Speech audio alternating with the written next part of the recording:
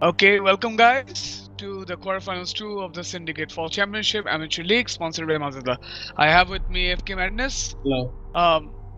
So yeah, we two will be covering for now until someone else joins us. I don't know when. So yeah.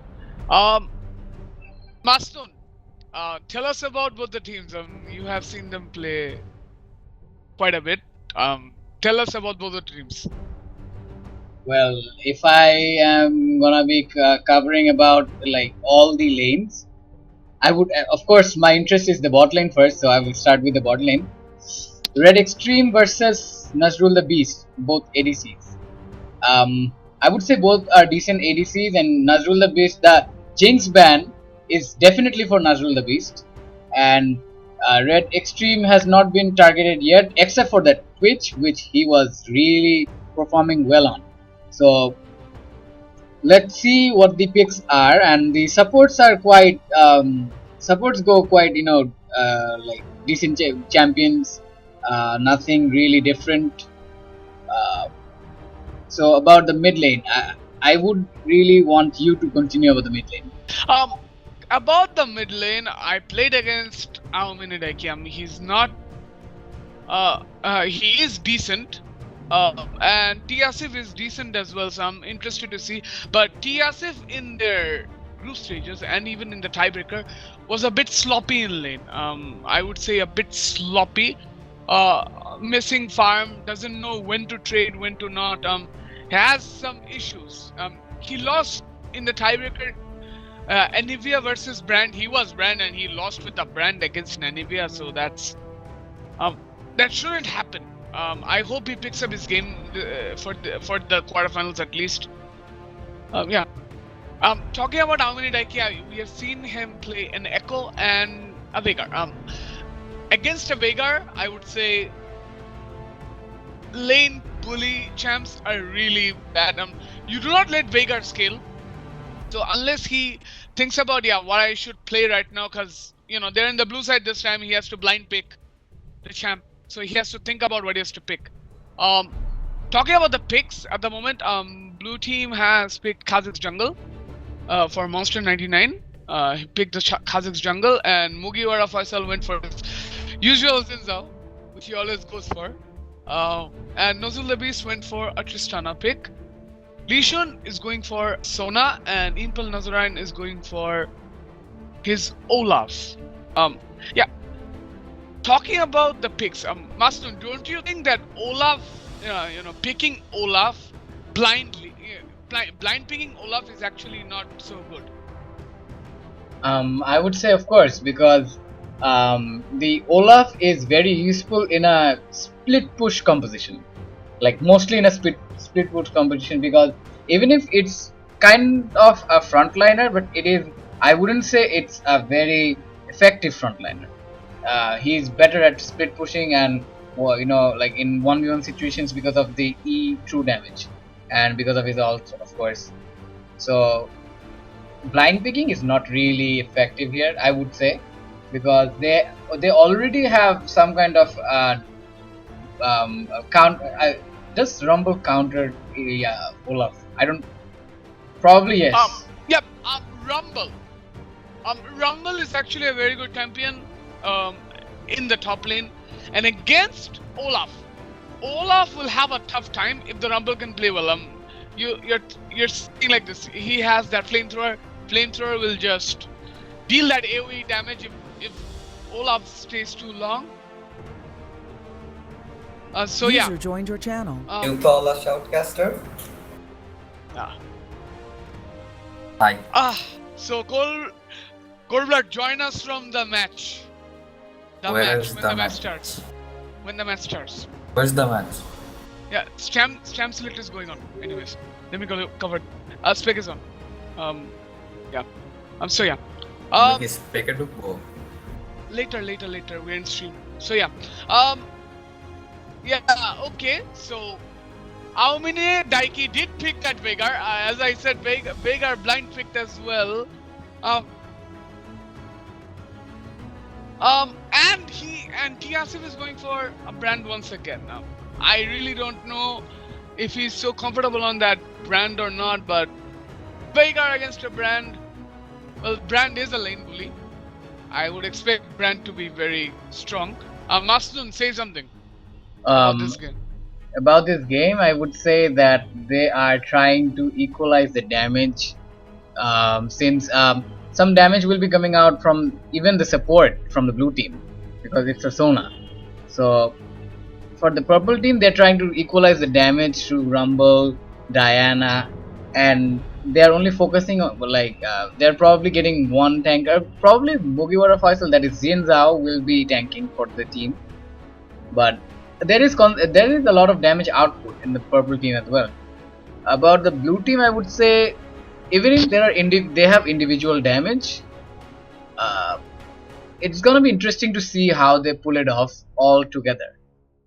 Like how they actually set up their combos, and the gonna be quite interesting to see the blue team because we don't really see these kind of comps in this meta.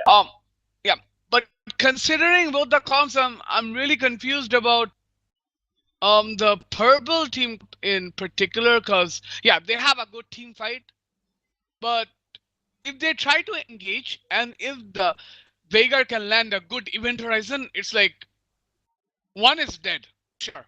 One person is dead in that event horizon. And they have a Kha'Zix. If Kha'Zix doesn't get fed, if Kha'Zix gets fed, it's like your ADC will instantly die. And you have an Olaf User as well. left your channel. So I would say that both the teams are trying to take at least one tool that they can use for like shutting down one point. And if the Kha'Zix, as you said, if the Kha'Zix is fed, it would be that one shot, one jump Kha'Zix, in an instant. That is the carry. So both the teams, I would say, is like, oh, I missed this Jin Zhao. The Jin Zhao is gonna be the lockdown as well for one single target. So I would say the blue team and the purple team tried to equalize the abilities they have rather than making a team comp, which is, I would say, very important. What do you think?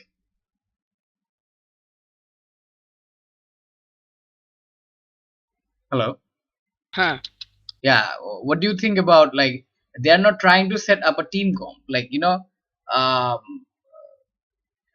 that whatever fits, like, for an example, when you pick a Sejuani, you would really want to pick an Oriana in the mid lane. So setting up some of the comms that work, they really didn't go for that kind of a setup. Rather than they tried to equalize the that components, the tools they have in a team. What do you think? But yeah, I would say the most risky team comp is the blue team. You are depending on a lot of variables. Veigar has to farm. Graves has to farm. Kha'Zix has to farm. Olaf has to farm. You have 4 people who has to farm to get stronger. Yeah. And only Graves is stronger in the early game. Graves is strong, but they have to farm in order to get strong. If the Kha'Zix is not fed, Kha'Zix is useless. They can lock down the Kha'Zix because they have the burst damage they need. The purple team has the burst damage to kill a Kha'Zix. Veigar has to farm in order to get his AP up. If he doesn't get his AP up, he cannot kill a Rumble or the Diana. And if they both get if the purple team gets a Zondia, then I don't know what they will do against the Veigar ult. Yeah. So you think about all of these, and you think about both the comps. Both the comps are not perfect, but purple team looks better in my opinion because they have better team fights. Have better team fight positions. They have disengage. They have good initiation. They have the lockdowns. They have the burst damage coming from Rumble and Tristana. So I'm interested to see how they pull this off. And they also have a Diana. So it's a lot of variables. Whereas the blue team is single target. Veigar with his ult, with his Q, single target. Event Horizon is a CC, but it is not that easy to land. Um, Graves is fairly single target as well, except for the ult, but you have to have low health for the ult to deal any damage. Olaf is single target. Sona's and Kha'Zix is also single target. The only form of CC they have is Veigar's Event Horizon and Sona's ult. So it's a CC. It's a very, it's a fight between team comps which do not actually fit in quite well, in my opinion, because for a lot of reasons. So yeah, Mason, have I got it correct so far, or something else? Well, I feel I don't really have to add something here because, oh my god, okay, I have to mention this, but this is the tradition, and we started with the pause As usual. as usual. So yeah, so what you were saying is, well, I want to add something to that. Add some things about the way they're gonna be playing it. Um, what I expect from the purple team is early ganks from the jungle, that is Jin Zhao. Uh, and of course, they have a Leona to lock down anybody in that lane, so they should be trying to give that early pressure in the bot lane first, for the purple team. And for the blue team equally,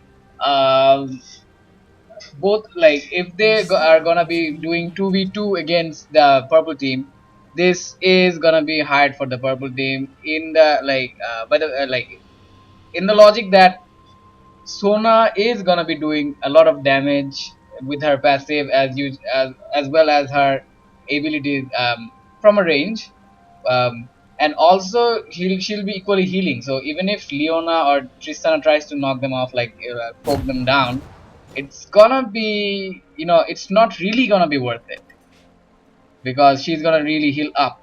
So I would really want that Jin Zhao to put that early pressure, User joined your channel. take the Sona out whenever, as early as possible. That's what I mean. As early Okay. as possible. Okay. So yeah, I would like to add one thing. If the blue team wants to snowball early, I would say Kha'Zix has to gank the mid lane more. Considering Diana, if Diana is equal on farm with the Veigar, Diana will have enough damage to one-shot the Veigar, if played well. If so, Diana one-shotting the Veigar is not something the blue team would want. They would want the Veigar to be ahead, so that the Diana cannot have enough. Diana doesn't have enough confidence to just go in to Veigar to just kill him off. So yeah, I think the blue team should focus mid a bit more rather than the bot lane, because if it's a Graves, because Tristana will be pushing a lot, but Tristana can use the rocket jump to just jump out, and they do not have any form of CC in the bot lane in the early game to lock down the Tristana.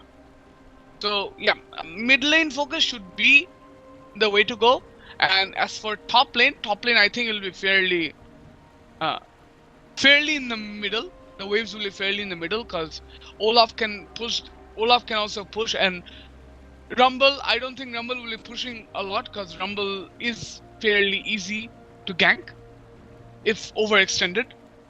So yeah, so I guess it'll all depend on how the junglers gank, because we all know Xin Zhao as a very aggressive jungler from the early game. Will want to gank a lot of lanes, will try to get kills, and does succeed in doing so as well. So yeah, I'm interested to see what will happen.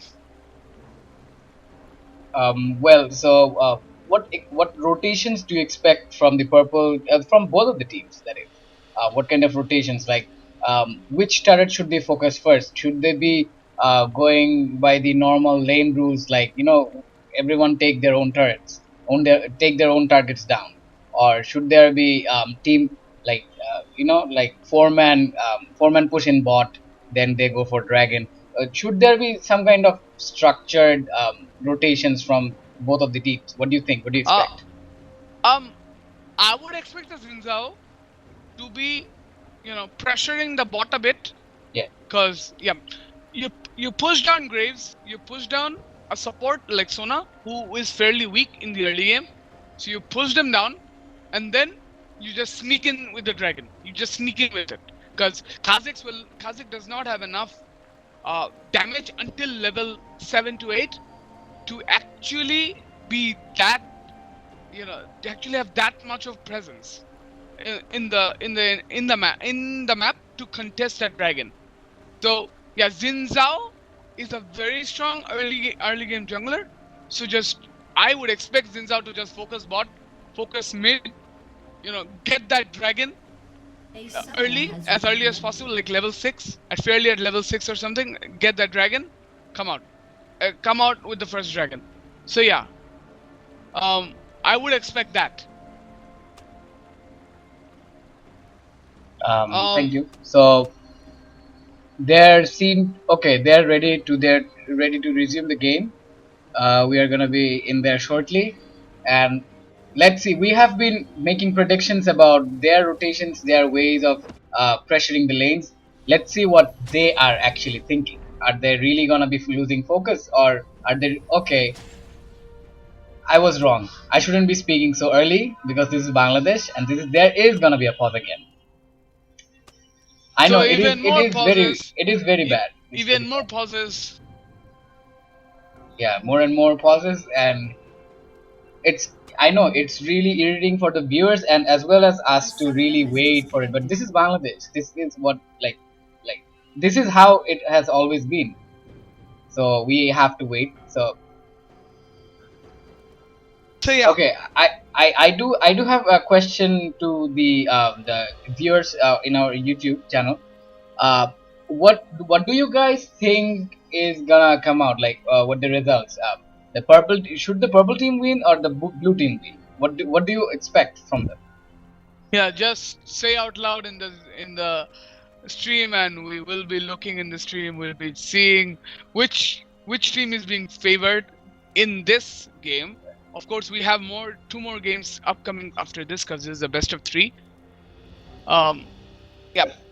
Yeah, and if possible, try to explain some of the different ideas you have about these teams so that we all know about it. So, yeah, we are expecting some comments there, and we'll be checking stream now.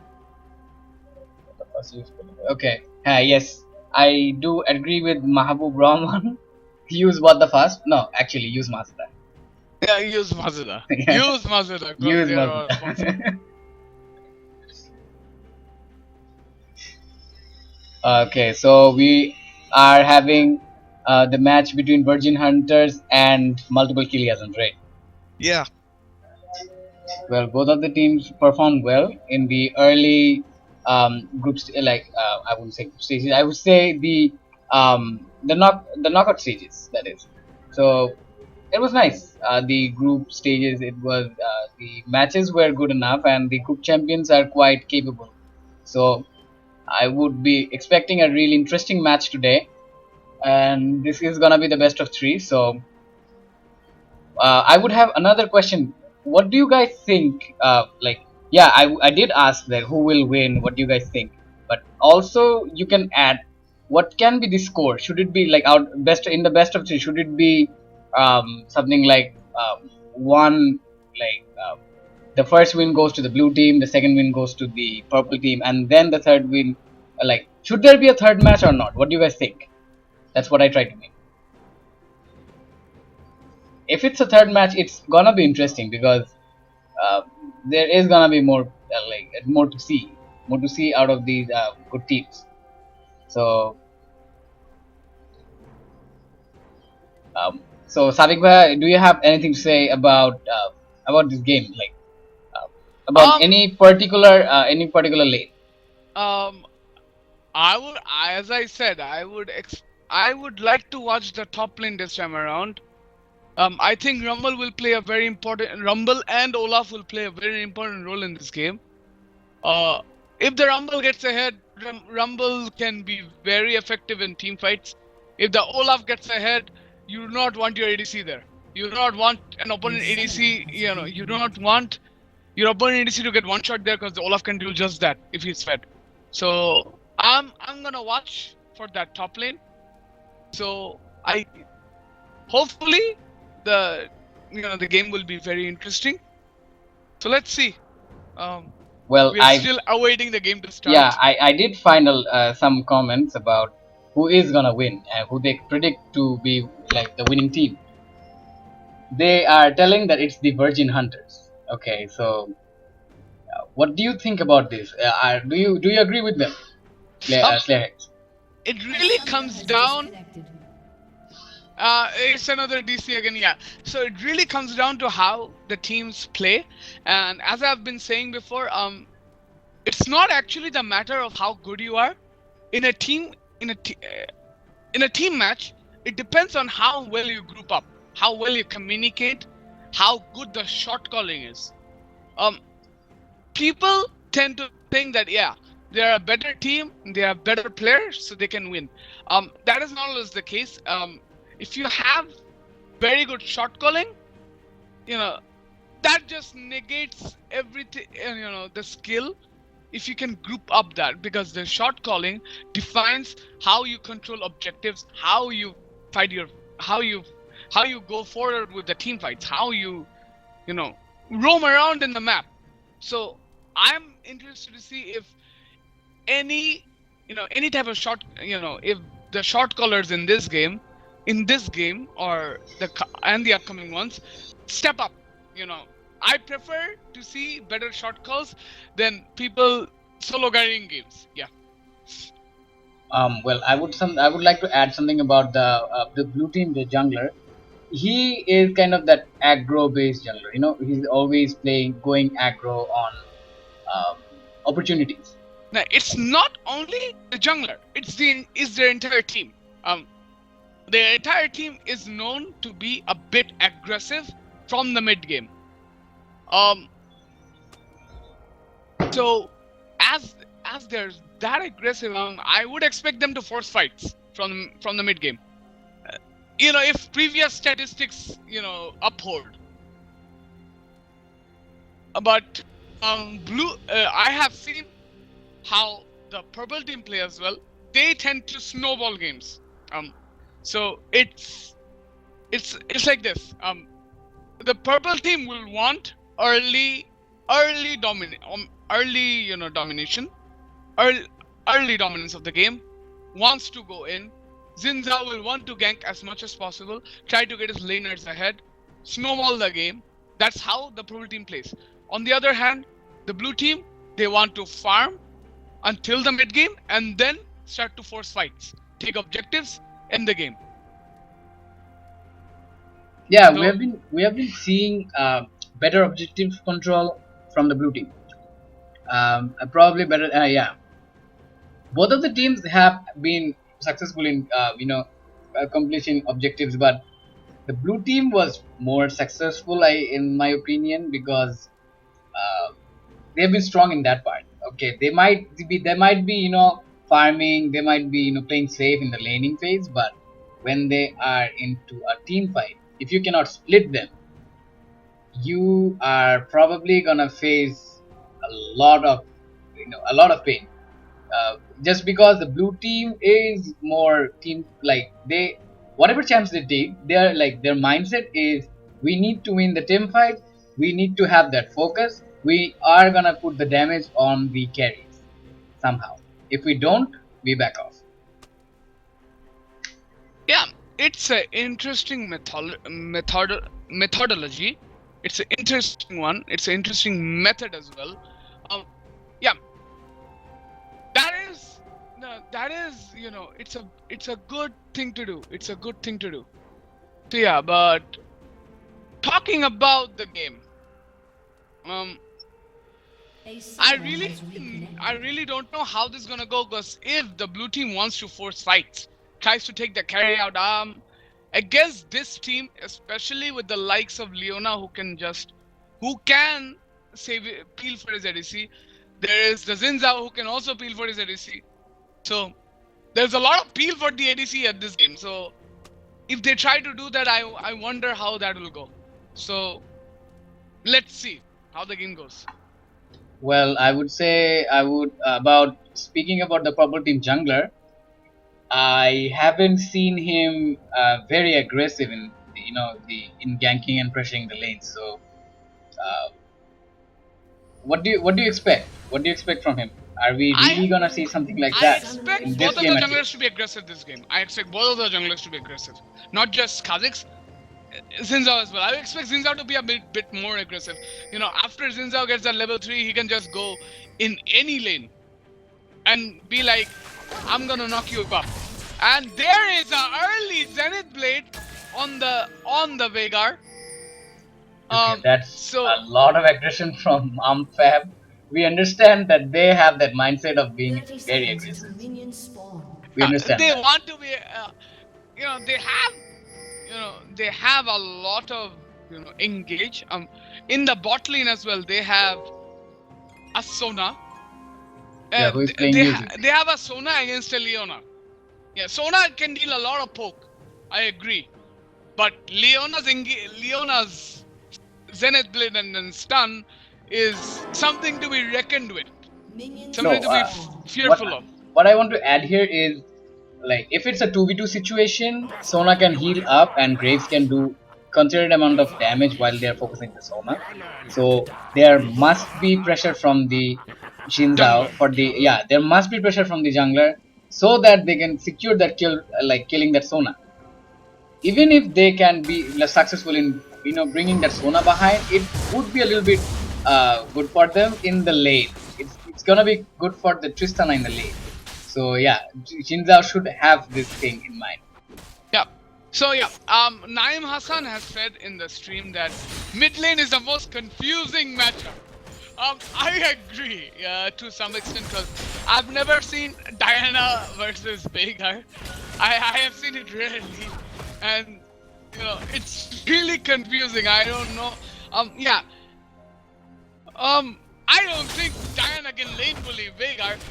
Both of them will just farm. It's just a farming lane for both of them. Farming lane. But yeah, after level 6, we'll see how they proceed, how they want to be. If they want to push the lane, if they want to, if they want to kill each other off, 1v1 situation, I don't know. But yeah, the mid lane will develop, but as I said, the top lane is it's the one I'm looking out for, because it's a Rumble versus an Olaf.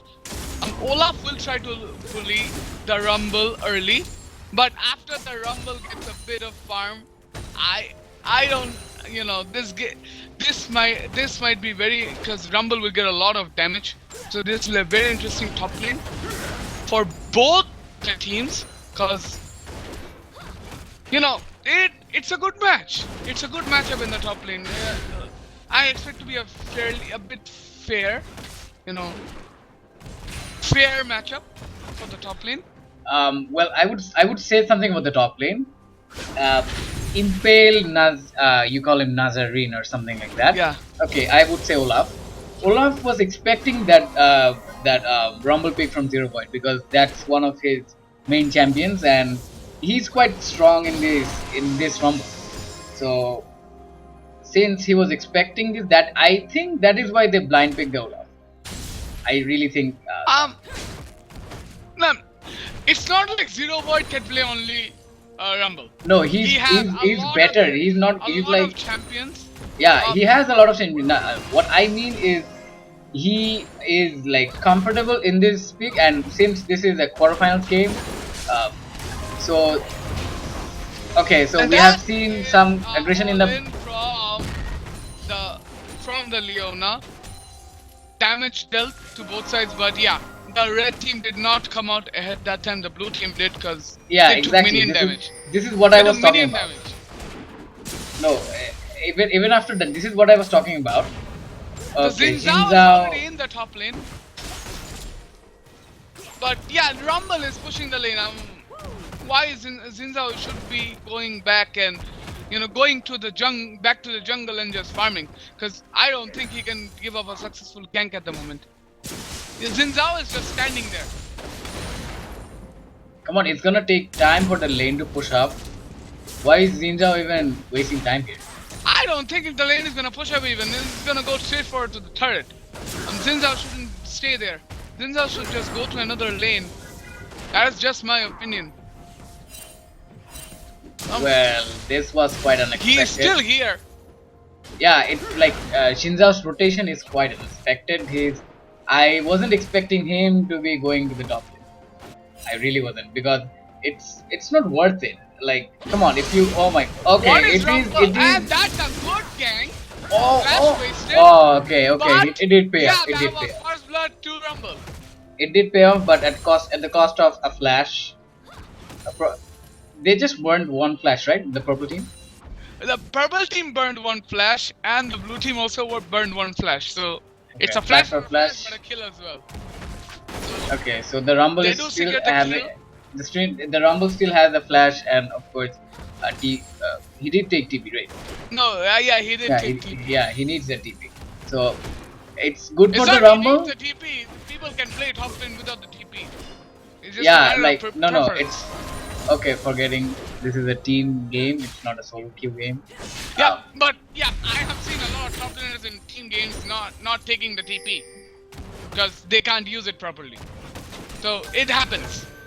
TP is not something easy to give out because you need to be able to grasp the situation. You do not want to give out failed TPs. Anyways, back Okay, to the so game rather than summoner spells. see, that's a lot of poke from Sona, Yeah, that's and a lot of poke from Sona, but Tristana is farming very well. They cannot give enough poke to the Tristana, and there is the Zinzao. Zinzao wants to fight, but Zinzao should not stay there because he is stuck in the event horizon. Zinzao will be dead. well, I wouldn't.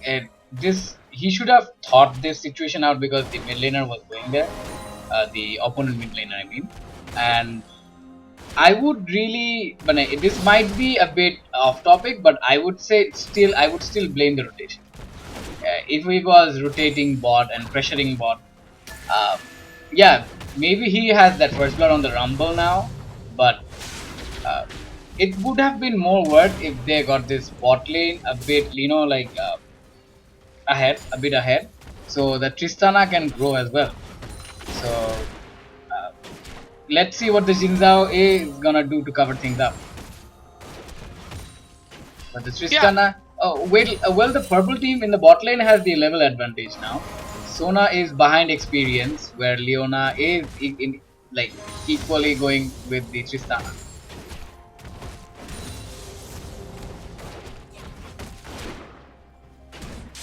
So, what do you think? Is this level advantage, that experience advantage, gonna really affect something?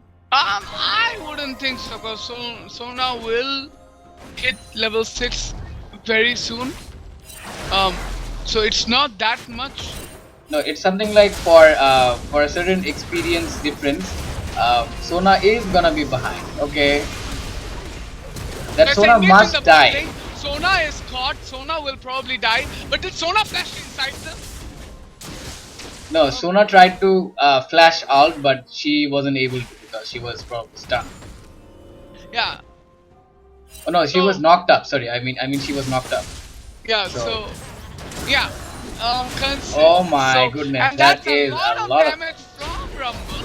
But same for the Olaf as well. As I said, the top lane will be the main focus of this match. I would like to add something here. If the Olaf continued, except instead of backing off User because he left saw your that channel. damage, he would have won this trade, and also he might have taken that kill on the Rumble, because the Rumble was like on overheat, and which is one of the weak, except for the damage bonus, which is a bit weak spot for the Rumble, because the Rumble is getting, like, the Rumble is okay. This is bad. This is bad. And Daddy, it is bad. Rumble did go in, and Rumble took No, Olaf down by the equalizer. It was, yeah. That was what did with the Rumble. No, it was a mistake from Olaf. If he continued when he was on overheat, when Rumble was on overheat, he would have gotten that solo kill, because Olaf, of course, we all know Olaf gains that probably the attack bonuses when he gets low. So it would have been a stronger Olaf there with only a little bit of damage bonus, auto attack damage bonus for the Rumble, which is not going to be doing anything to the Rumble that time. So Yeah. that's So a yeah. bit of I guess maybe he went nervous. Okay, that is a bad spot. No, that is not a bad spot. He manages to back off a bit, but he takes a little bit of poke. Okay, Sona is not really doing that much of damage. She doesn't have the passive yet. Extra bonus.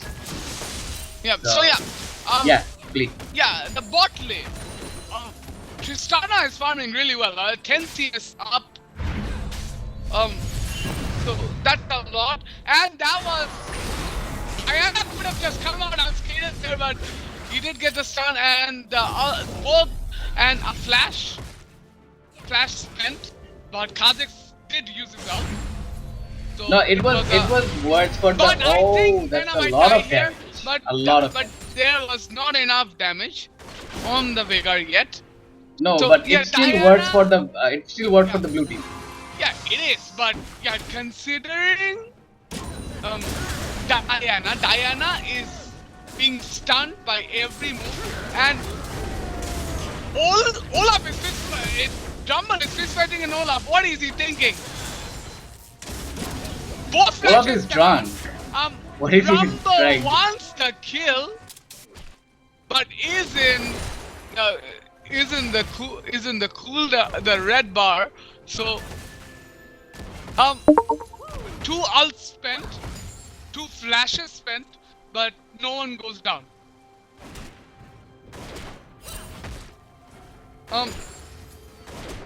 Yeah, about the mid lane, Diana is getting stunned by every event horizon. He should be watching that out. He should not get stunned. If he gets stunned, it's like an instant kill. Fab clearing a ward. Not a lot of damage dealt to Leona, so Leona takes down that ward. Both the jungler and the top laner are backing off in the top from the bush. So they'll be getting some items. Mid lane farm. You see the mid lane farm, and Diana is taking a lot of damage from Veigar, and Veigar is like 16 CS ahead. Veigar is CSing so much better than the Diana. I really don't know why you would pick Diana into. No, Diana was doing well in the lane until that Kha'Zix burnt her flash and wasted some of her time. Veigar did farm up a little bit, got at least 2 waves from that. Diana did back off, right? Yeah, Diana did back off, but so yeah. he at least got 2 waves from that. So that's more than worth, I would say. But Diana is moving, but there is a ward that spots him. Diana should not be there. It was a bad position, and so the jungler is spotted there. There is a lot of engage on the Veigar. That's a dead Kha'Zix. That's 1 for 1. That's a dead Kha'Zix, but that was a 2 for 1. That was a 2 for 1. So Xin Zhao and Tristana took down the Veigar. And this might be our dragon.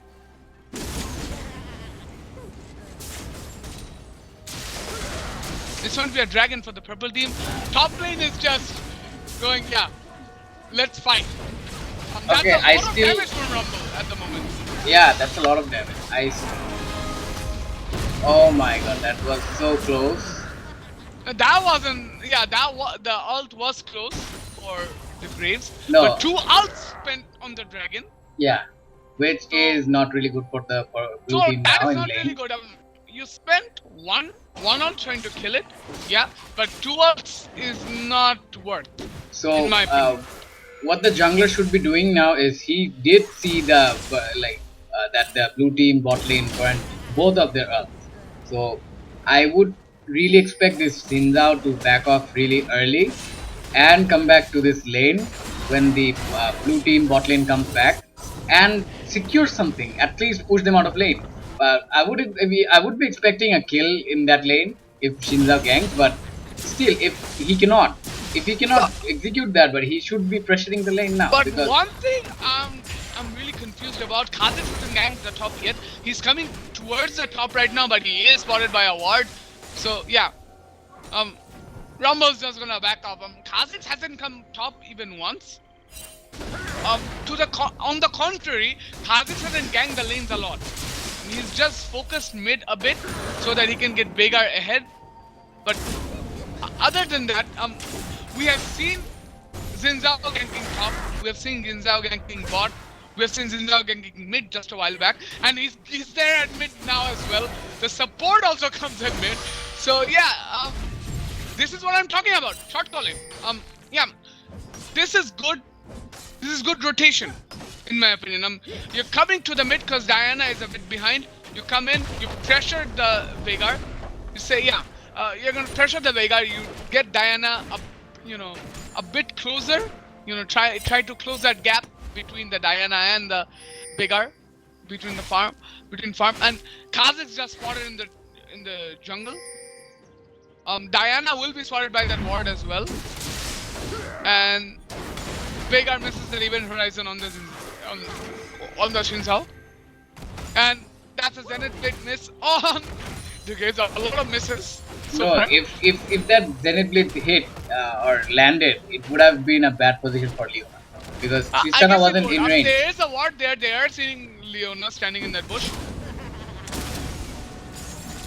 That Rumble is so aggro. Okay, Olaf could have continued there.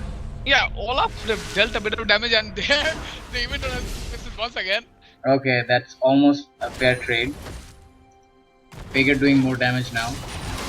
Veigar is doing more damage, and that's a Zenith Blade and stun. See, this is what I was telling. TP goes for the top lane. I don't know why. That was not actually worth of a TP. No, this and is. Kha'Zix just got caught. Kha'Zix has to jump out. Event Horizon saves him, but top lane turret will just go down. I don't know why Rumble TP'd there. That was not the best of TPs. Well, this is what I was talking about. The way teams should work. I would really not blame the top laner here. I wouldn't really blame it because being it okay. Let's continue that. And Okay, that Kha'Zix manages to go out. Has to use the ult to just run out. And Olaf flashing there. Olaf did flash. Okay, there is a flash spent in the top lane for the blue team, and yeah. So what I was talking about is, I wouldn't really blame the top laner here. I would be blaming the support here because the support is trying to.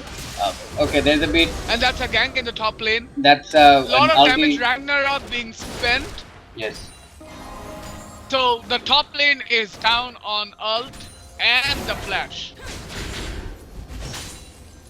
So Olaf has to play really safe now because that Rumble Olaf is. doesn't have to play that safe, but Olaf, yeah. That was bad positioning from Graves. A bit of. Oh my God, that might be that. Okay, that's that not. Might turn out to be a kill, but the flash does go. Tristana dealt a lot of damage there. Leona had to flash out of there, and Graves is pressured, pushed out of the lane. Yeah. So that was a good Zenith Blade from Leona. Leona saw that Graves was in a bad position, went to the Zenith Blade, go enter stunned, and then used it all to to stun him as well, and then the Tristana just dealt damage. Oh my God, that Tristana is. Tristana is not bringing any heat to the Sona. They should be backing up right now. This might be a deadly. But 2 kills go over to double Sona. Kill to Sona. Double kill to Sona, but yeah, that was a good TP from Veigar. I would say it was good enough for the blue team, but it wasn't worth. Like 2 kills on the supports. Come on, you don't have kills on the carries. You don't get items fast. But yeah, red team in response wanted to take down that mid lane turret, but the blue team was quick to respond to come back to defend that lane, and Diana will just take that. Okay, there is gonna be a bit of delay because I lost spectator data because of internet issues. this is Bangladesh, I would say. So I'll be back just in a bit. Yeah. So let me continue on only audio of the game. Update Audio them. of the game. Yeah, audio. Yeah. Kazakhs. The blue team wants to set up the dragon. 4 people there want to contest.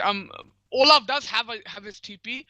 Rumble doesn't have his TP, so this might be a good dragon to take for the blue team, because it'll be a 5v4 situation if they do want to engage in that dragon. But red team is warding. The blue team hasn't taken the initiative of doing the Baron. Rumble is backing off the lane. That's 2 auto hits and the E on the Kazakhs, dealing a bit of damage.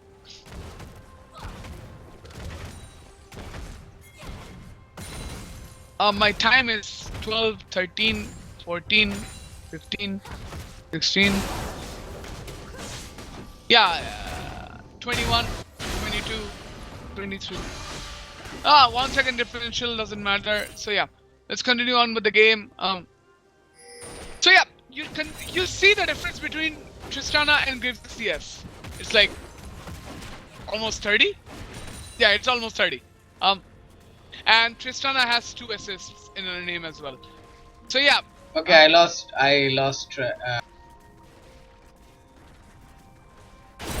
Everyone stopped. The world has stopped moving. Anyway, so Rumble pushing that big wave, coming towards the turret. The red team is roaming a bit now. Tristana going towards the mid lane.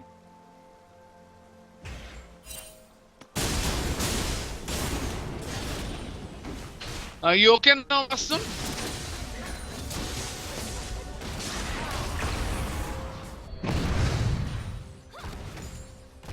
You're very far ahead. Can you scroll down a bit? I'm at 27 right now. 29, 30, 31.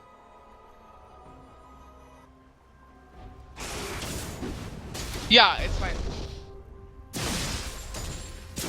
Yep. So blue team.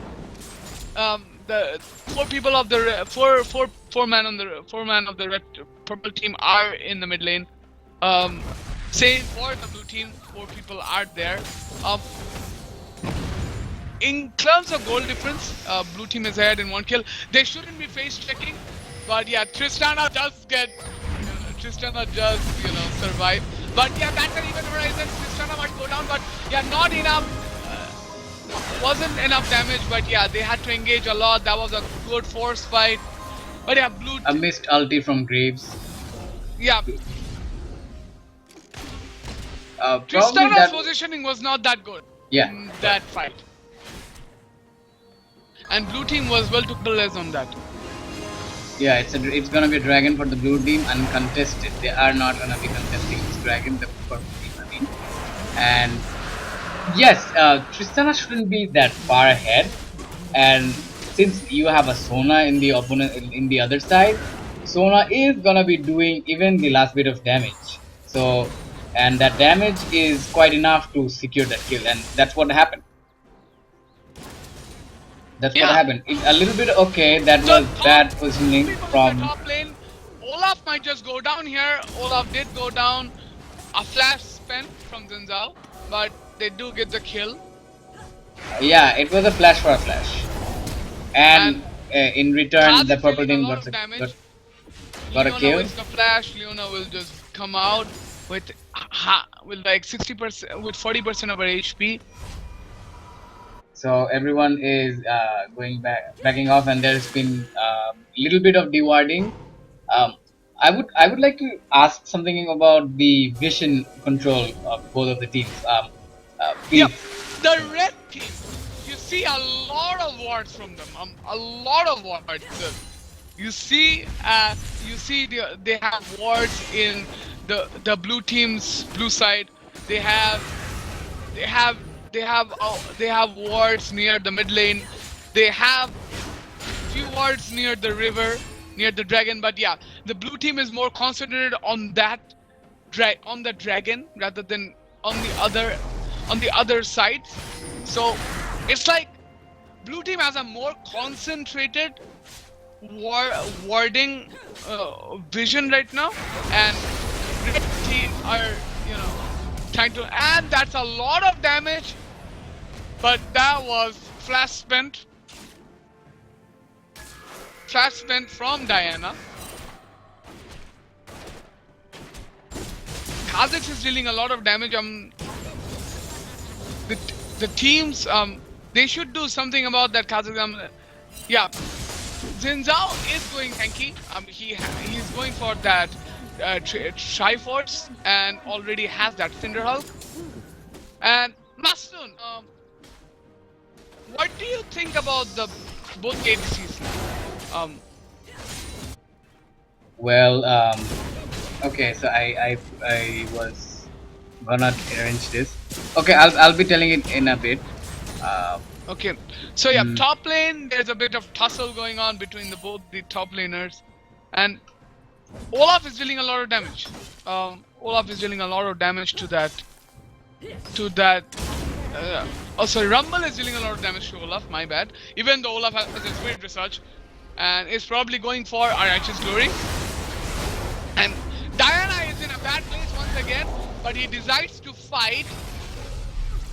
Diana goes down. Kha'Zix has a lot of damage. So yes, Rumble is gonna get sandwiched right now. This is what I was talking about the Kha'Zix. Whenever he sees opportunities, he just goes ham. Whenever he goes ham because he has the damage. He has the damage, but sometimes it's not the wisest thing to do. But like this is what I followed, what he did in the early games. Like earlier, like the other games he played, he always looks for opportunities and he uses it. He doesn't waste even a single millisecond for that. Okay, that's a bad spot for Leona. I don't know why she's even staying there. Like this is what happens when you overstay in place. Even if you don't die, you have to like out of like you panic and waste things that might have been useful the next minute. Like Leona wasted her ult, which is gonna be taking a little bit of time to come back. But yeah, one thing is been I've been thinking about is that it's that it is that Diana. Diana is not playing her best at the moment. I don't know why she even picked Diana in terms of the Veigar. But yeah, he should have picked a better champion, in my opinion. They want to push the mid lane. The blue team is not positioned anywhere near there. There's a TP from the Olaf. So a TP wasted just to defend that top lane turret for that mid lane tier 2. And Rumble is pushing the top lane. Olaf is going there right now. I would say something about the purple team, what they should be doing now. They have two people who can really push out lanes, who can really push out the turrets. That is Tristana and Xin Zhao, because Xin Zhao can put 3 extra damage, like 3 abilities, like 3 hits from Q on turrets, and also can fast push minions with his W and all of that. And Tristana is a lane pusher, is also a turret pusher. They should be rotating to other lanes. Like they had opportunity in the top lane at that moment, but they didn't really capitalize on it because probably they're not thinking it that way. If I was there, I would be aiming for that. I would be aiming for pushing it down because I have the power. If I don't have the power, if I have a team fight like potential, I would be trying to force team fights. I wouldn't be trying to split push. So okay, yeah, like the Olaf, the Veigar assisted Olaf to push out that lane and take the turret down so that Rumble doesn't have a place here. Rumble is to be like it has to change lane just because of safety, because he might get caught if he is spotted to be moving towards the top lane alone. But that is quite a bad spot for Leona. But probably purple team and blue team is gonna be fighting for this dragon. What do you think? They are positioned here. Yes, a bit of damage taken by the bot lane, the bot lane gems. They are trying to look for opportunities. They're just trying waiting it to out. set up a depth rush on a ward. That's an engage from the blue team. That's Okay, a that's good focus from Kha'Zix, but Red Kha'Zix Extreme did takes manage to down the take down the carry. Leona. Kha'Zix takes down the Tristana, and it's a 1-for-3. But yeah, Xin Zhao does come in there. Xin Zhao takes down another one. But yeah, it's a 3. Xin Zhao almost took him down, but yeah, that was not how Purple team should play it out. They should have expected what the Kha'Zix is. See, this is what I was talking about before the start of the game. I have been seeing how Kha'Zix plays, and he is exactly doing the same thing I was expecting. He jumps over to the carry. He zones out that carry. He doesn't let that carry stay alive in that team fight. So for the purple team, they should be really. Of course, they shouldn't be taking the first. What I mean. Okay, let me they shouldn't be going first. They shouldn't be engaging for the purple team. They should be waiting out the engage from Kha'Zix, so that they can lock down that Kha'Zix down, and they can be, because the only frontliner or the short caller is Kha'Zix. Kha'Zix goes in, everybody goes in. If you take down Kha'Zix, this is a very strong approach in ruining the strategy of that team. So it's quite important. Sometimes team comms and sometimes splitting carries really won't matter, but even disrupting the team strategies matters a lot. Of course, comms matter, executing comms matter, but winning this, okay, that is okay. This is what I was saying, that the bad positioning from Tristana again. So no loss for the blue team yet. Probably the red team is gonna lose somebody. Yes, at least they lost two. They lost 2 in total. They lost 3 just because of one carry being out of position, trying to get that ward. They always fight for that ward. Everybody wants that 30 gold. Ends up giving something like 900. Yeah, the point is here, they're not peeling for Tristana. Tristana's getting caught at every instance, and they're not peeling for him. Yeah, from Tristana's side, Tristana is getting impatient because nobody's peeling. Everybody's going, everybody's leaving the Tristana behind, and going in, doing the first engage, taking the first move. Yeah, that's good aggression. Okay, see how that Jin Zhao took down the turret so fast. They should have done that earlier. They could have gotten a lot out of that. So there are a lot of mistakes from the blue team. Sorry, I mean the purple team. What do you think? Am I right? Do you agree? The purple team should have been pushing the lanes more, and yeah, they have to peel for that Tristana. Tristana has damage, but they are not peeling for the Tristana. Tristana's gonna die like this if this keeps going on. Kha'Zix will do the same thing over and over again. He will focus the Tristana, and if you don't do anything to that, I don't know where you're gonna go.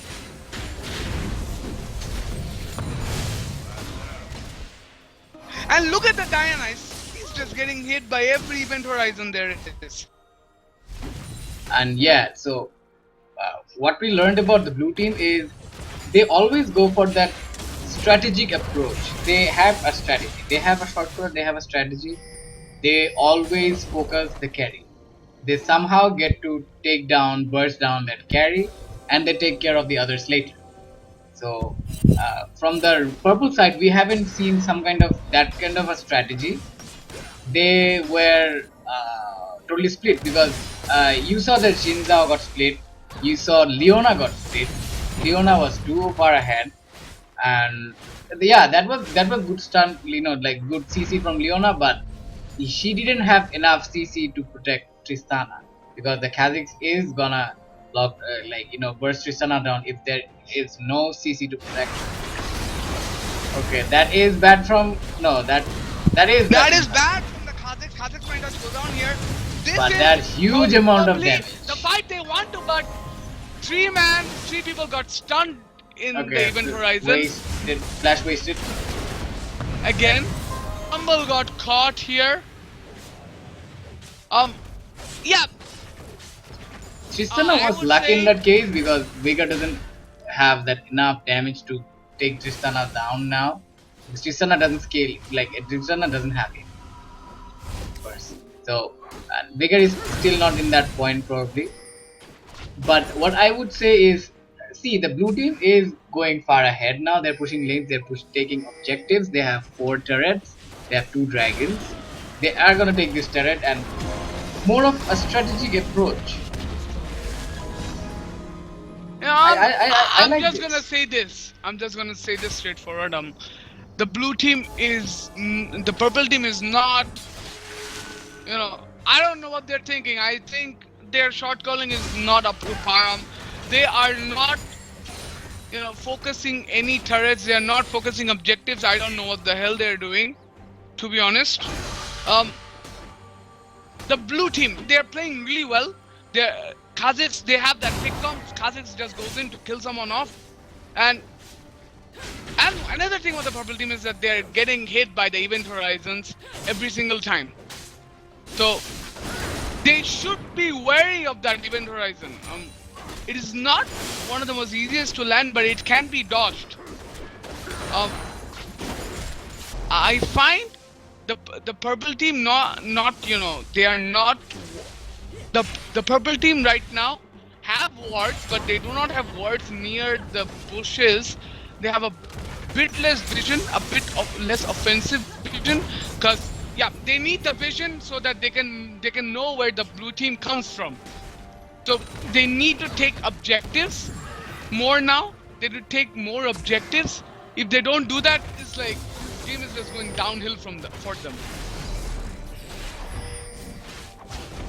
Yeah, I do agree, and there is. Oh, I was checking the YouTube comment section, and I was seeing that they also agree about it. Oh my god, that Kha'Zix is taking down so fast, taking everybody down. Okay, that's a miss I don't ulti, know why they even but engaged there. so one thing we I can don't know why follow. they even engaged there. No, one thing we can follow from this. I will be continuing about the YouTube later. One thing about the Kha'Zix now is this is how he gets fed. This is how he gets killed. He looks for opportunities. He just uses it. He never falls back.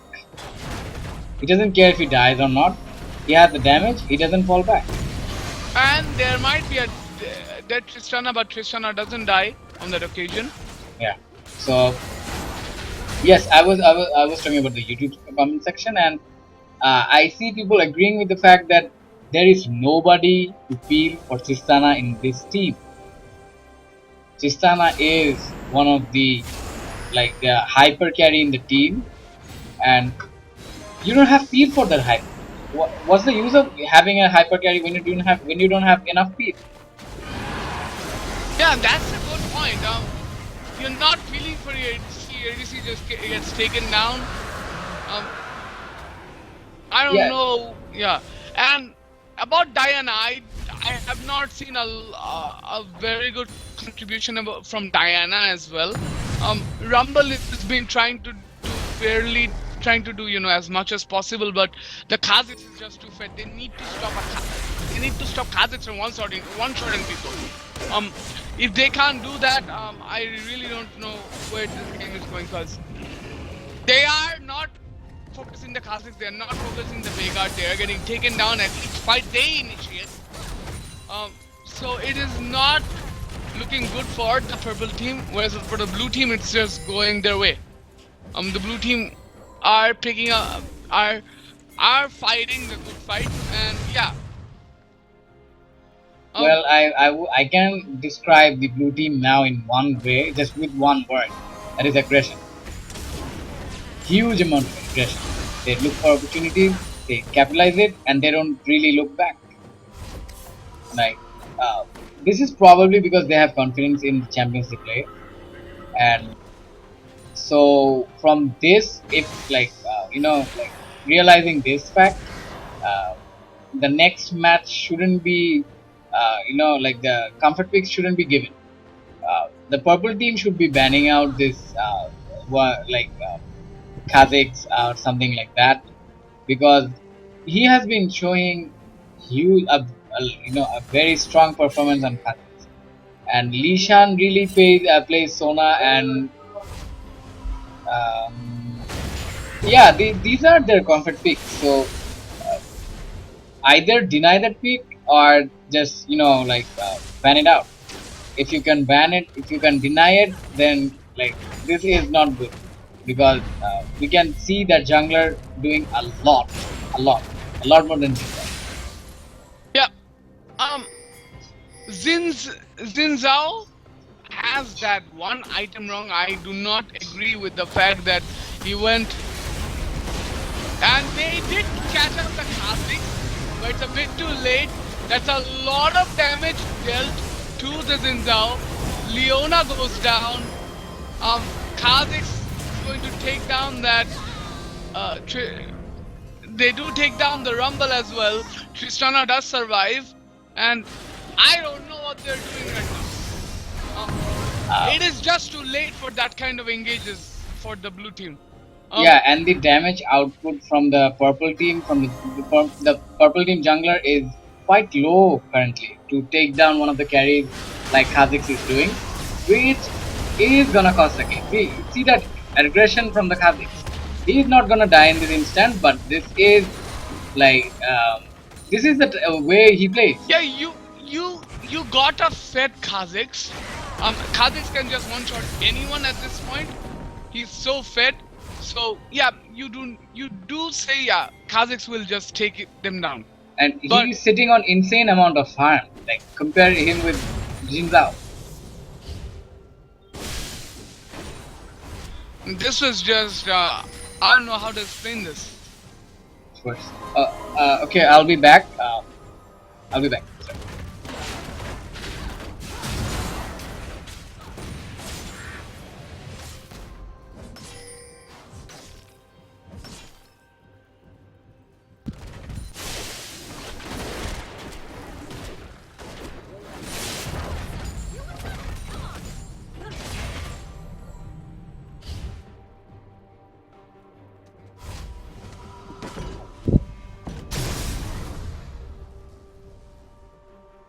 So yeah, the game is going on.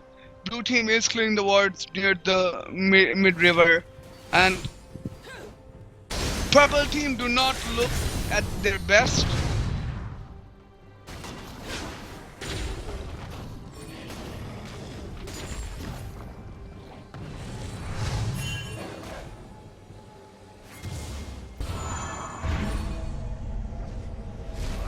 Yeah.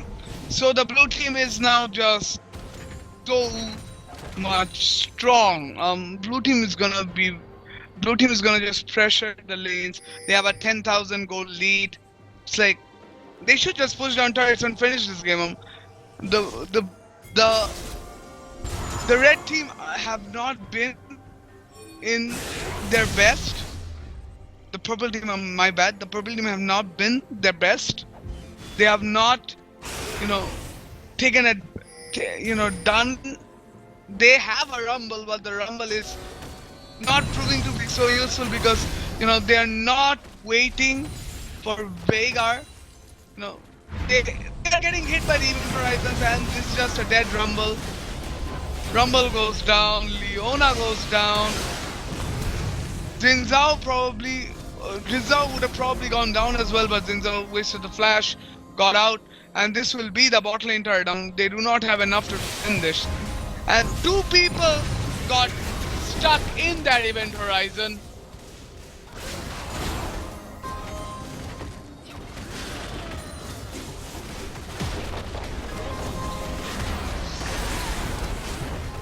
And this is the tier 1 turret for them, and they do take down the Zhao. Now, Tristana has a lot of damage, but the blue team just so strong. They're just going for their 4th dragon, which would be fairly easy for them.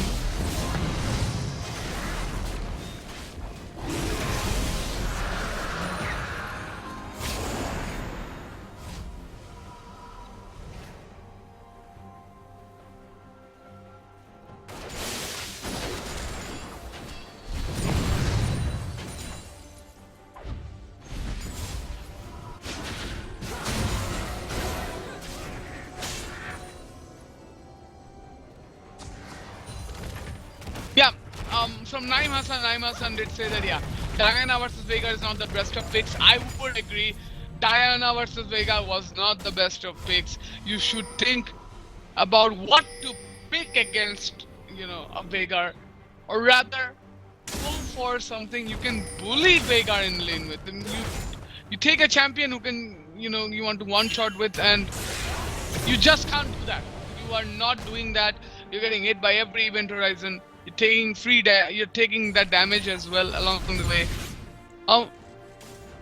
The purple team have a lot of mistakes. I would say positional mistakes in their side. Leona is not feeling for the Tristana. Tristana just gets battered because they have a Veigar and Kha'Zix at this point. So, yeah, not a very good game played by the purple team. Tristana is just zoned out. Tristana will be dead this instant. And yeah, as I said, positional errors from the purple team.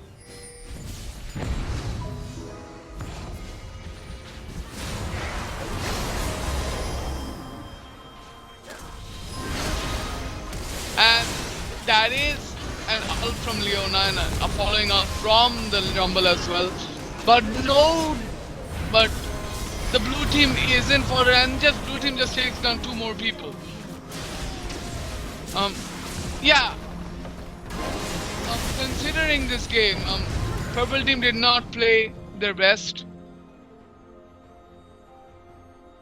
Only Diana and Rumble live. Rumble still doesn't have his ult yet. Diana, I don't think Diana can dev this turret much. Blue team is gonna go back. I think they're probably gonna go for the Baron.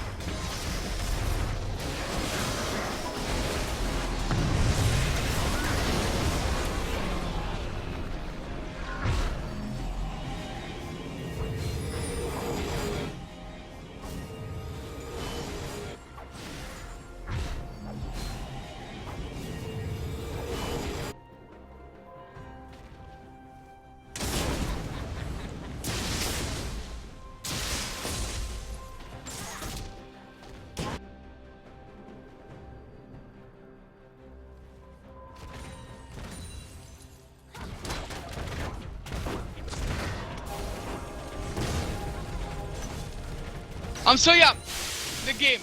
I think this will probably be GG in a few minutes because they did take the Baron. They're just gonna push towards the bot lane. One fight and the purple team is just taken down.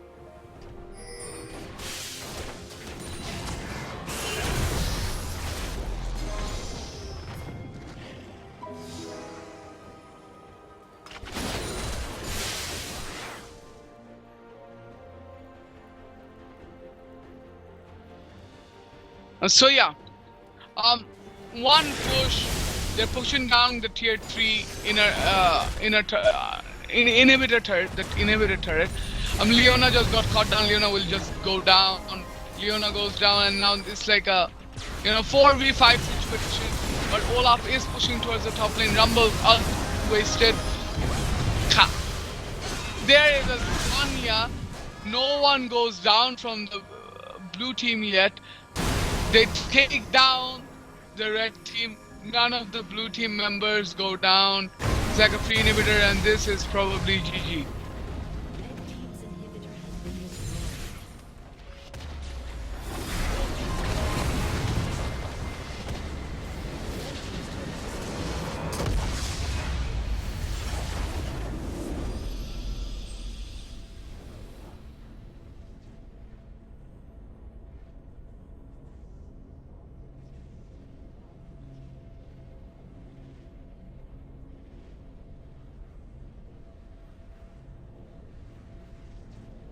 Yeah, this is just GG.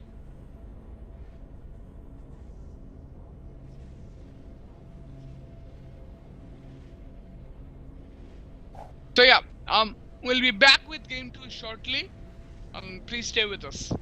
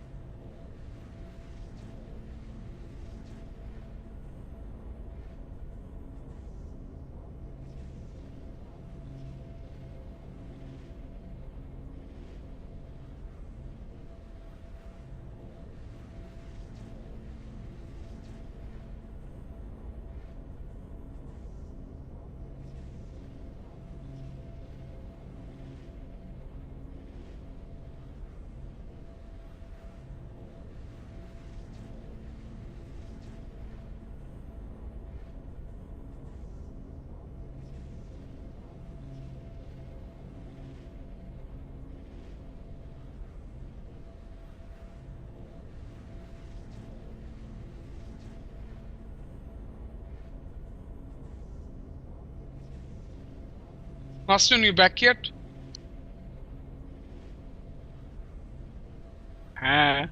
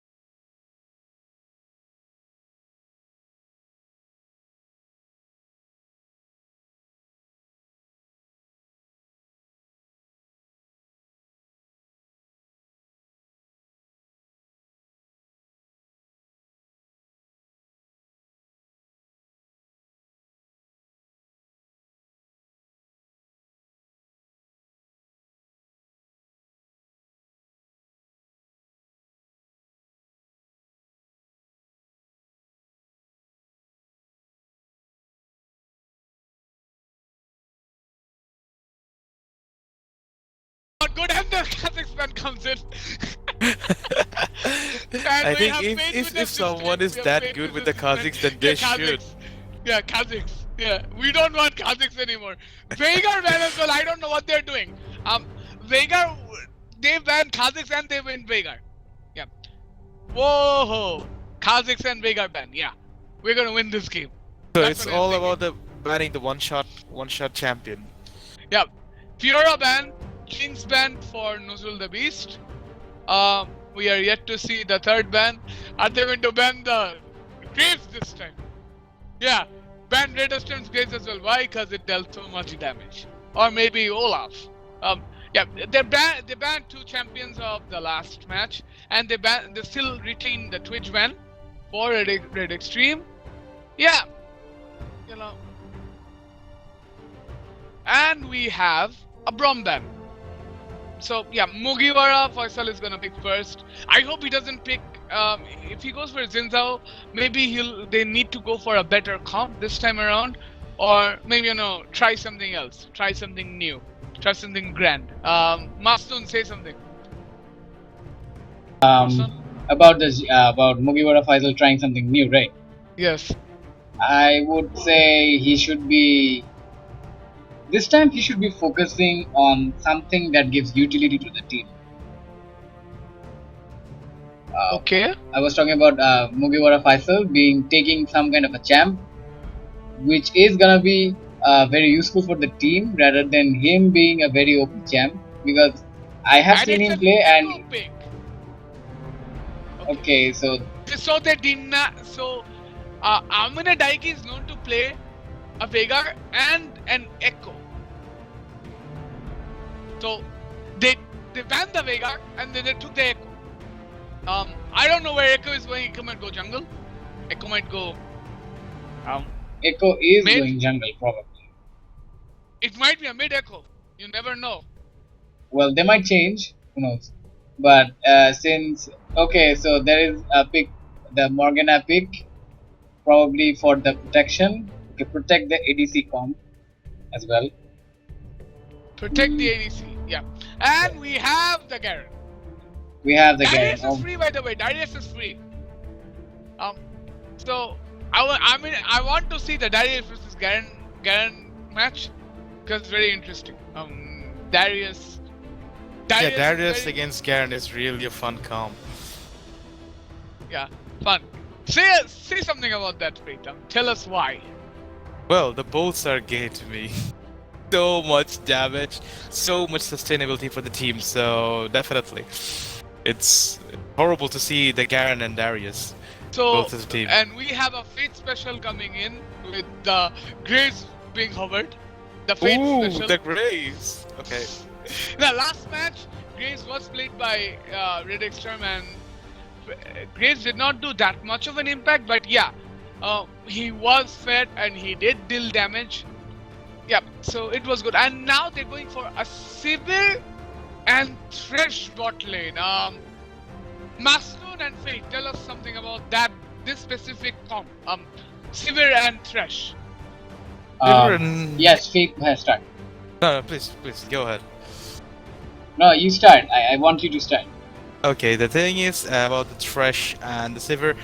Because of the Sivir, the lane will be a lot of pushed by them, and the Thresh, if he managed to get some of the hook landing, and there will be a lot of damage from the Sivir. Okay. So the purple team bot lane is also locked in. They have for the previous Morgana.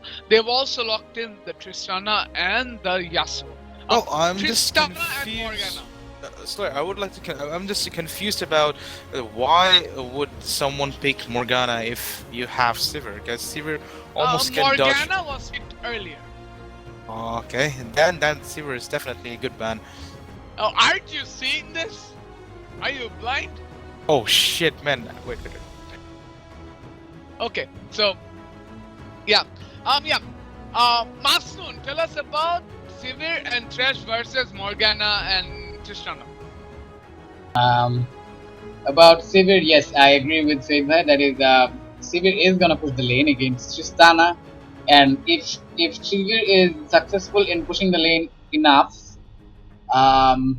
this is gonna be a win for the blue team in the laning phase. But if there is jungle pressure from the purple team in the bot lane, this might be a bit hard for the blue team to do something about it, because Sivir needs that farm. Sivir needs that lead, because there is a point in the game where Sivir crits so hard that uh, she can really out damage Tristana there, because if she uses her spell shield on the when the bomb hits, she doesn't take damage from the bomb, so she just takes the auto attack hits. And So it's a the mastery jungle. Mastery. okay, it's a Master Yi, it's assassin from. Okay, so this fits monster. I was interrupted, so it's fine. This fits monster 99, the assassin jungle. Like he likes to play that assassin jungle. He But likes to Monster take out the 99 is not carry. playing the jungle this time. It's Li Shan. Yeah. So Lee Shan does play a good Rek'Sai. We have seen him play a good Rek'Sai, but he didn't pick the Rek'Sai this time. He picked Master Yi. Yeah. Echo Jungle. They have Echo an jungle Echo versus Jungle. Yi jungle. What do you think? Echo. Interesting. I really don't know about this. Someone else say something. I don't know about Echo Jungle. Captain I've never Nimuhai. seen. Nimuhai has always played the Echo jungle, and it's pretty Yeah, much good. where is he? We don't know.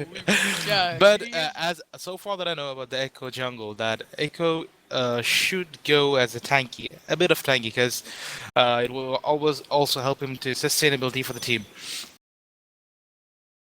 Okay. About Echo jungle, yes, Nimobhai has been showing really good performance on Echo jungle, and some good plays. And I Nova saw. always go to the pure AP build, but the preferred one should be semi, like a bit of AP and the tank for the team. Yeah, the early Cinder Hurl Yeah, that early scene, exactly.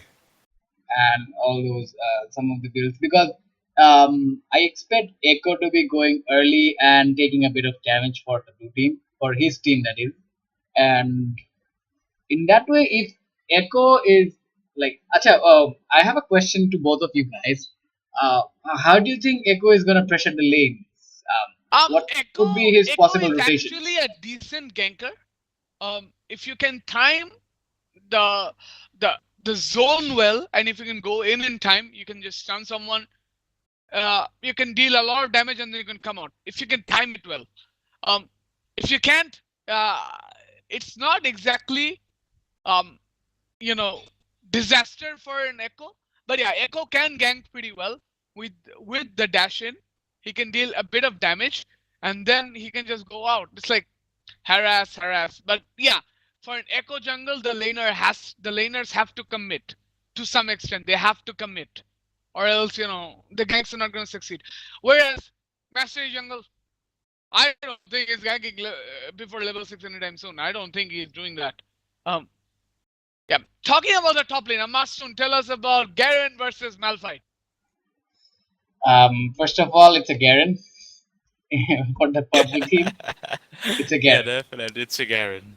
We all know the Garen, and I've probably seen Impale Nazarene, I guess, play Garen in one of the earlier matches. Have you guys seen him play that? Nope. Yeah, I have. Yeah, but it's a Malphite this time around. Yeah, it's a Malphite, but Garen is going to just queue and queue him and queue him and queue him. Yeah, Like, and the Q will just take out his passive. Not his well, health. he can actually Garen can actually auto attack to take out that passive. So But that is when he does give the Q, Yeah. Malphite can just Q and go back. I would like to add something about this. The MS. No, I would like to say something about this here. That is, Malphite. We have know. a Garen fan, guys. We have a Garen fan. No. We have a Garen fan, of course, but now I'm telling about. So you do admit you're a Garen fan. Of course. Anyways. Well, I was talking about like Malphite. We all know that Malphite, is one of those irritating champs who always pokes a lot with his Q and doing a lot of damage. But Garen is a Garen. He regens health at least if he like in the early game, maybe it's slow, but he does get that help. He get that help back, and Malphite really costs takes a lot of mana on that Q, so he really won't be doing a lot of poke in that lane. So and Garen doesn't take mana. Garen is just gonna Q him down to low health and push him out of the lane, or probably there might be a solo kill. This is what I expect. Nah, I don't think there'll be a solo kill at all. I would expect Malphite to just stay in the lane and farm. He can't do Um, that under a turret. He can't do that. uh, But the main thing I'm interested to see is the mid lane. Yasuo versus Brand. Yasuo has a lot of mobility. I agree. Yasuo is very mobile. But the Brand. Talking about the Brand. Yeah. You use the Pillar of Flame and then you stun. If you can do that right, Yasuo's gonna stand there for a long time, and he's gonna take a lot of damage on it. But yeah, it's about how the Brand plays rather than the Yasuo. Yasuo is gonna be moving around, using the wind wall and others. But yeah, Brand needs to poke out the Yasuo if he can, because it is possible for the Brand.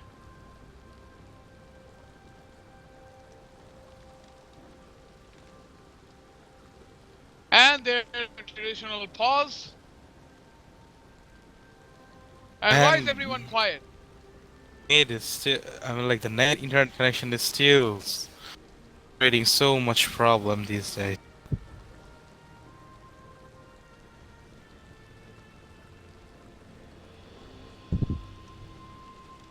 So yeah, Masman, yes.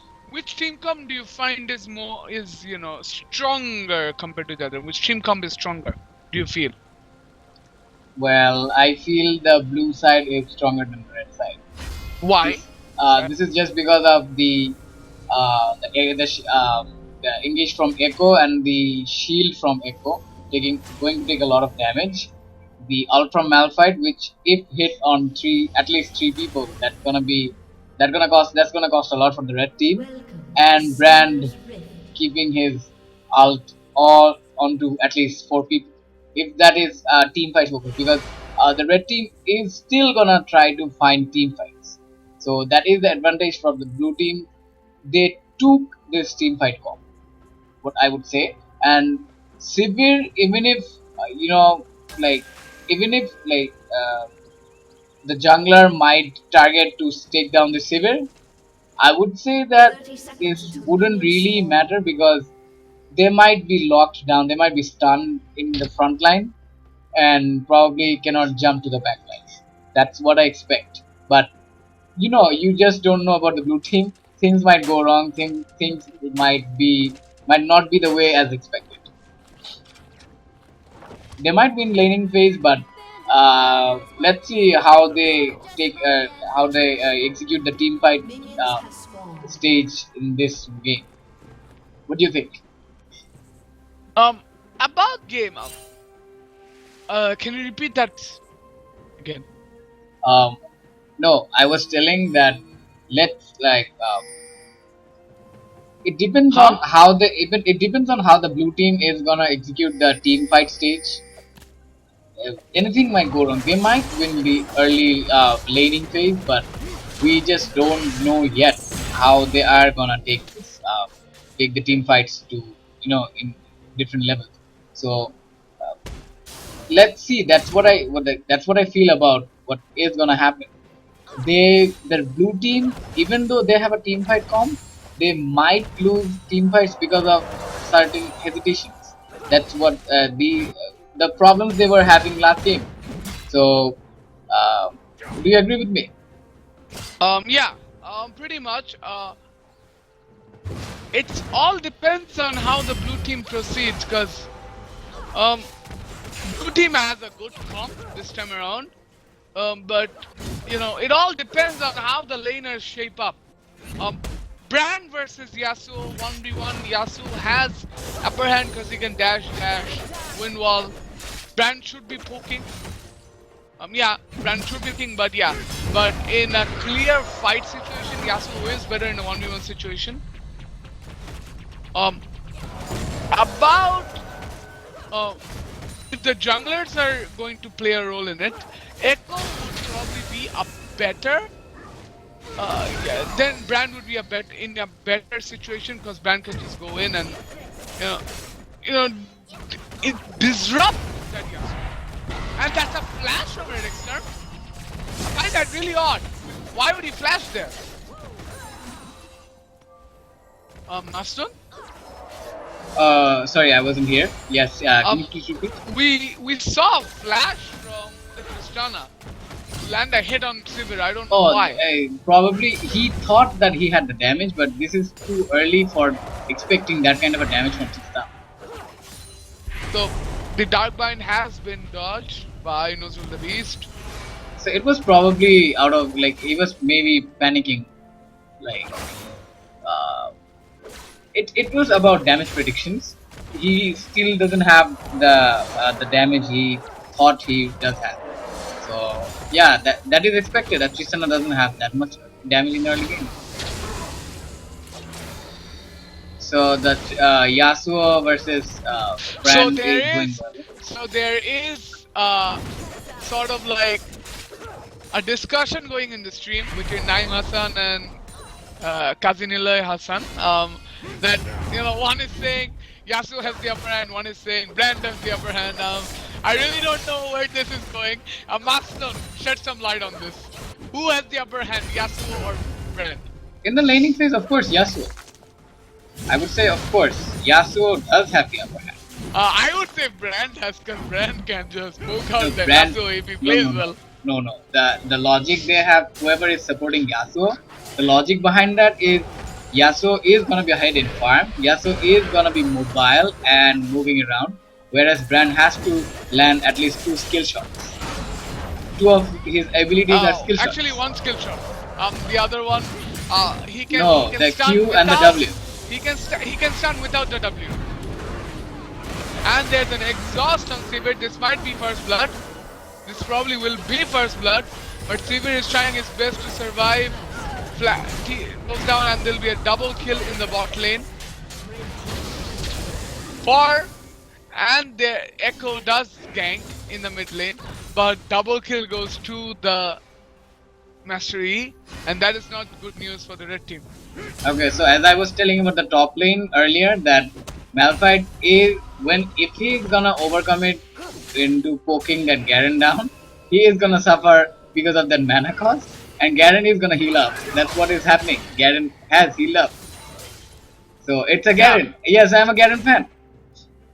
I support Garen. Fan. I support Garen. Just look at that Malphite. He has literally no power now. Yep. But Malphite doesn't take that much work, so he can just farm freely. He is trying to farm freely at this point. Yeah, Garen is trying to farm as well. Garen is probably trying to not overcommit. But Garen has less farm than Malphite. Okay, so the gang from fan has been struck. He feels rather distraught right now. What is Garen doing right now? Why isn't Garen farming? But that's what is going on in his mind. Malphite is up by 10 CS. So yeah. What I was saying about the mid lane. Mid lane was even. Brand is ahead in CS. Yeah, Brand is supposed to be ahead in CS. This is because of the Echo ganking and assisting that Brand to actually take that Yasuo behind. So that was a bit it was worth, but it wasn't really worth compared to the double kill in the bot lane equally at the same time. So it was an overall resultant win for the red team, the purple team that is.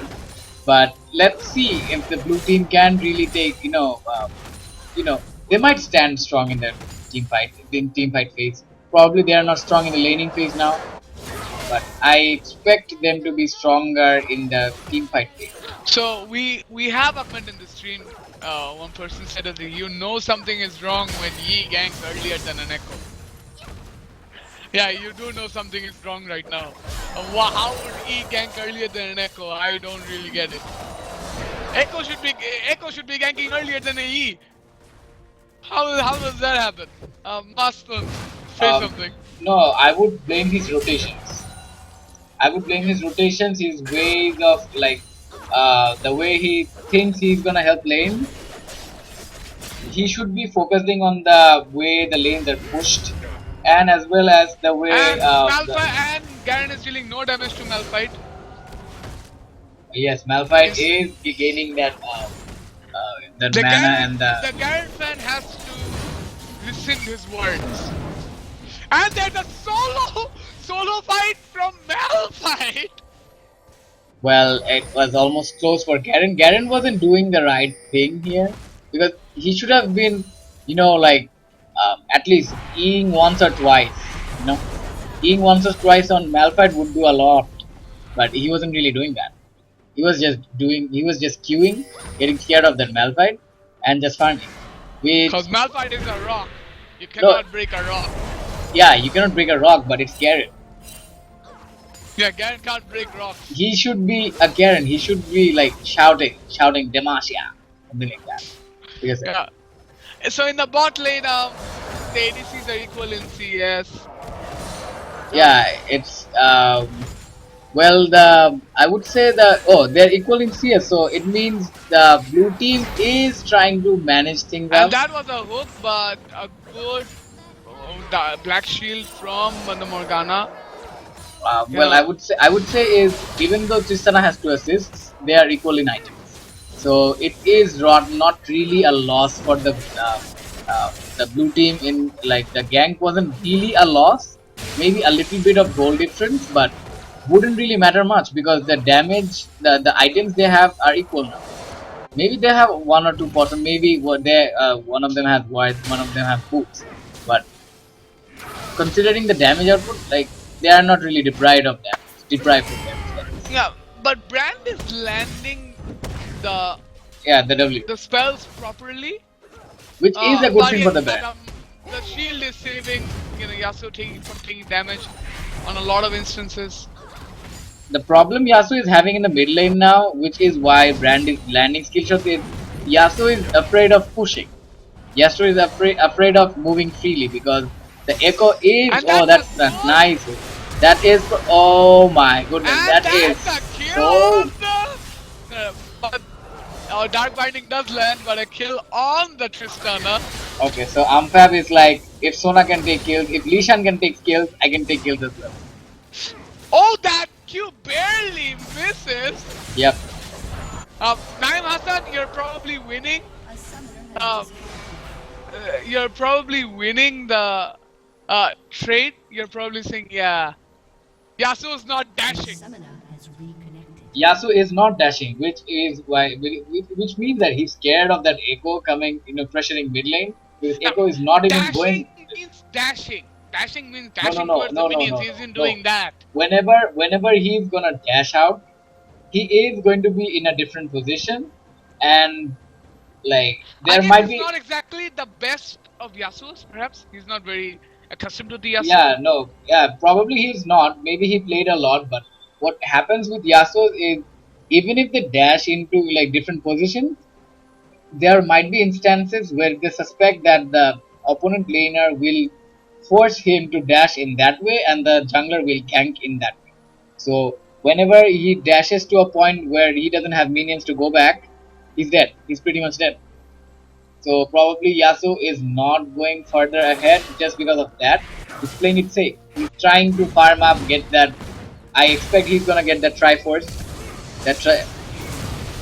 Oh my god, that's so much damage, but not enough to take that Yasuo, but burns That's that a lot flash. of damage, but Yasuo might not go down. Yasuo But will not yeah, go down. Brand is playing really aggressive. He saw the weakness of Yasuo. Yeah, he did. Yasuo's not playing his best, so Yeah, Brand is taking the advantage. He And did. He that's did the burn his. early He did burn dragon. Yasuo's flash. Slayer, can you tell your time? 37, 38. Okay, you're 30. you're behind 3 seconds. Scroll back. You scroll back. I can't go front. Okay, Can I? so keep telling your time.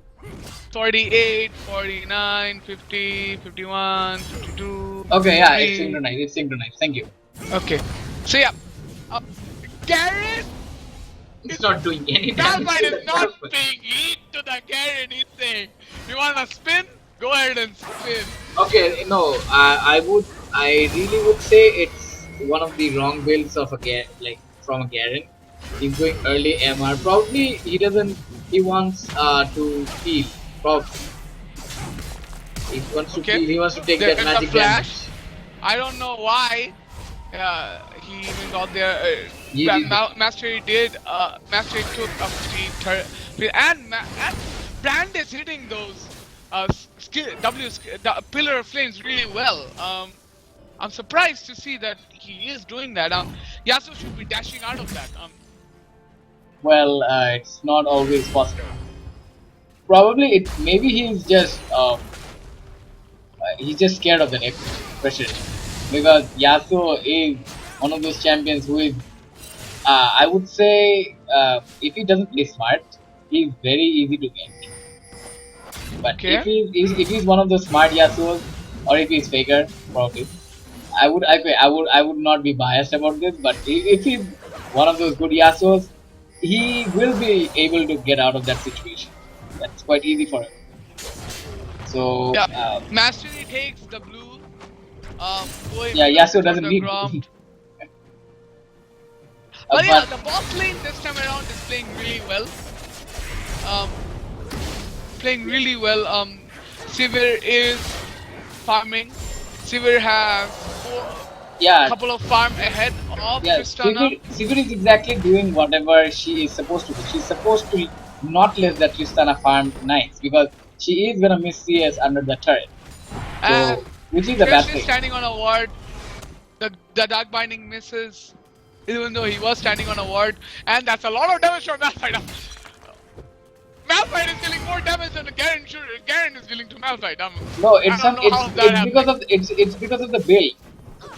It's because of the build because Malphite has that early AP, and he probably changed his runes for that. And Garen is going pure tank, not building that black cleaver. Not the Garen in this meta is supposed to do insane amount of damage and also yeah. take insane amount of. So Mastery is caught. Oh, that. But tornado Yasuo's hits. not gonna follow that because he still has that brand passive still ticking, so it was a possible stun. And that and Mastery comes in. There's a counter gank from Echo. There's a TP from the Malphite as well. Wow. A dead Tristana, a dead Morgana, so that's a 2-for-1. And the TP also taken down. But Yeah, it was Garen too word cannot for the blue capitalize team. on that. Garen is trying to capitalize on that by using that TP as well. So both the top laners have their TP down, and they're going to push the bot lane. Mastery cannot save this. I don't think Mastery can save Yeah, this. they can just take this turret down. This is such an easy turret. Yeah. And they can that was a good counter again from Echo. Yeah. A good counter gank anticipating, but yeah, Garen will also take down the top turret. So yeah, it's a trade. It's a trade. It's a trade for turret, but they did get 2 kills there.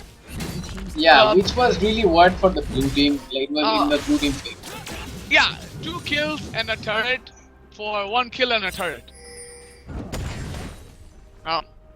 I would say, I would say the blue team came out ahead that time. Yeah. So yeah, but considering the brand is 10 CS ahead of ISO. I don't know how that happened, how he's still ahead. Garen was in the bush, but Garen cannot do much. Malphite is farming in the top lane. 11 CS ahead, the Malphite. But yeah, the blue team is playing much better than last game, don't you agree? Austin? Yes, I do agree. Blue team has been doing better than the last game, but as I say, they might win lane. But the issue of concern here is their team fights. Will they be ever be able to execute team fights the way they should be. Yeah, that's a good decision. Last game they did not do the team fights well. Yeah, their team fight stage was very weak. Yeah, but this time around, Yasuo is struggling against a brand. Yeah, I really, this is interesting. And we have a lot of comments. We have one comment that Garen is making the right. Garen এতক্ষণে right itemটা বানাচ্ছে. Yeah, that is true. Yeah, that's a bit of a poke on the and there's a four-man push in the mid lane. I would say they're just gonna slowly take this turret, or maybe Now they're trying just to gonna get some. do a bit of damage to the turret, come Yeah. back out. They do see Tristana there. The blue team wants to push down that bot lane turret, so Nozul the Beast is heading down there. Brand will stay in the top lane. Malphite is moving towards the mid lane as we speak. Garen is going towards the back to the top lane. Mastery is doing the scuttle crab and was spotted by a ward. Malphite is going back to the top lane. Echo is near the bot lane. So I don't know how this game is proceeding. They have the same amount of kills, but yep. Purple team surprisingly is a bit ahead in gold. I don't know how. Oh, due to the mastery farming so much. That's probably it. But a lot of damage dealt by the Echo. A lot of damage dealt by the blue team to the Garen. So yeah, now the blue team wants to push that mid lane, siege that mid lane if possible. A little bit of gold difference for that first blood on Yi. The farm, the first blood. And the farm. Yeah. that is Thresh might just get caught here. Thresh is caught here. It's a 4v1, but Thresh is trying to go back. Wow. But blue team answer with an engage. Mastery is not so far behind. But yeah, Team fight, nice. all of them are low. Just Mastery rape wants that. to take Okay, all I of shouldn't them be using out. that word, but yeah, I did.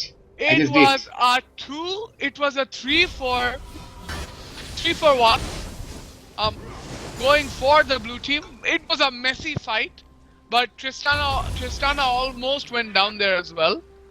A messy fight, but the blue team comes out top.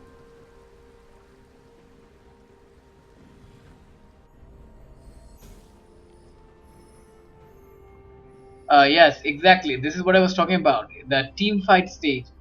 If they are able to, like, Echo was going very aggro, like the last game, the last game jungler went.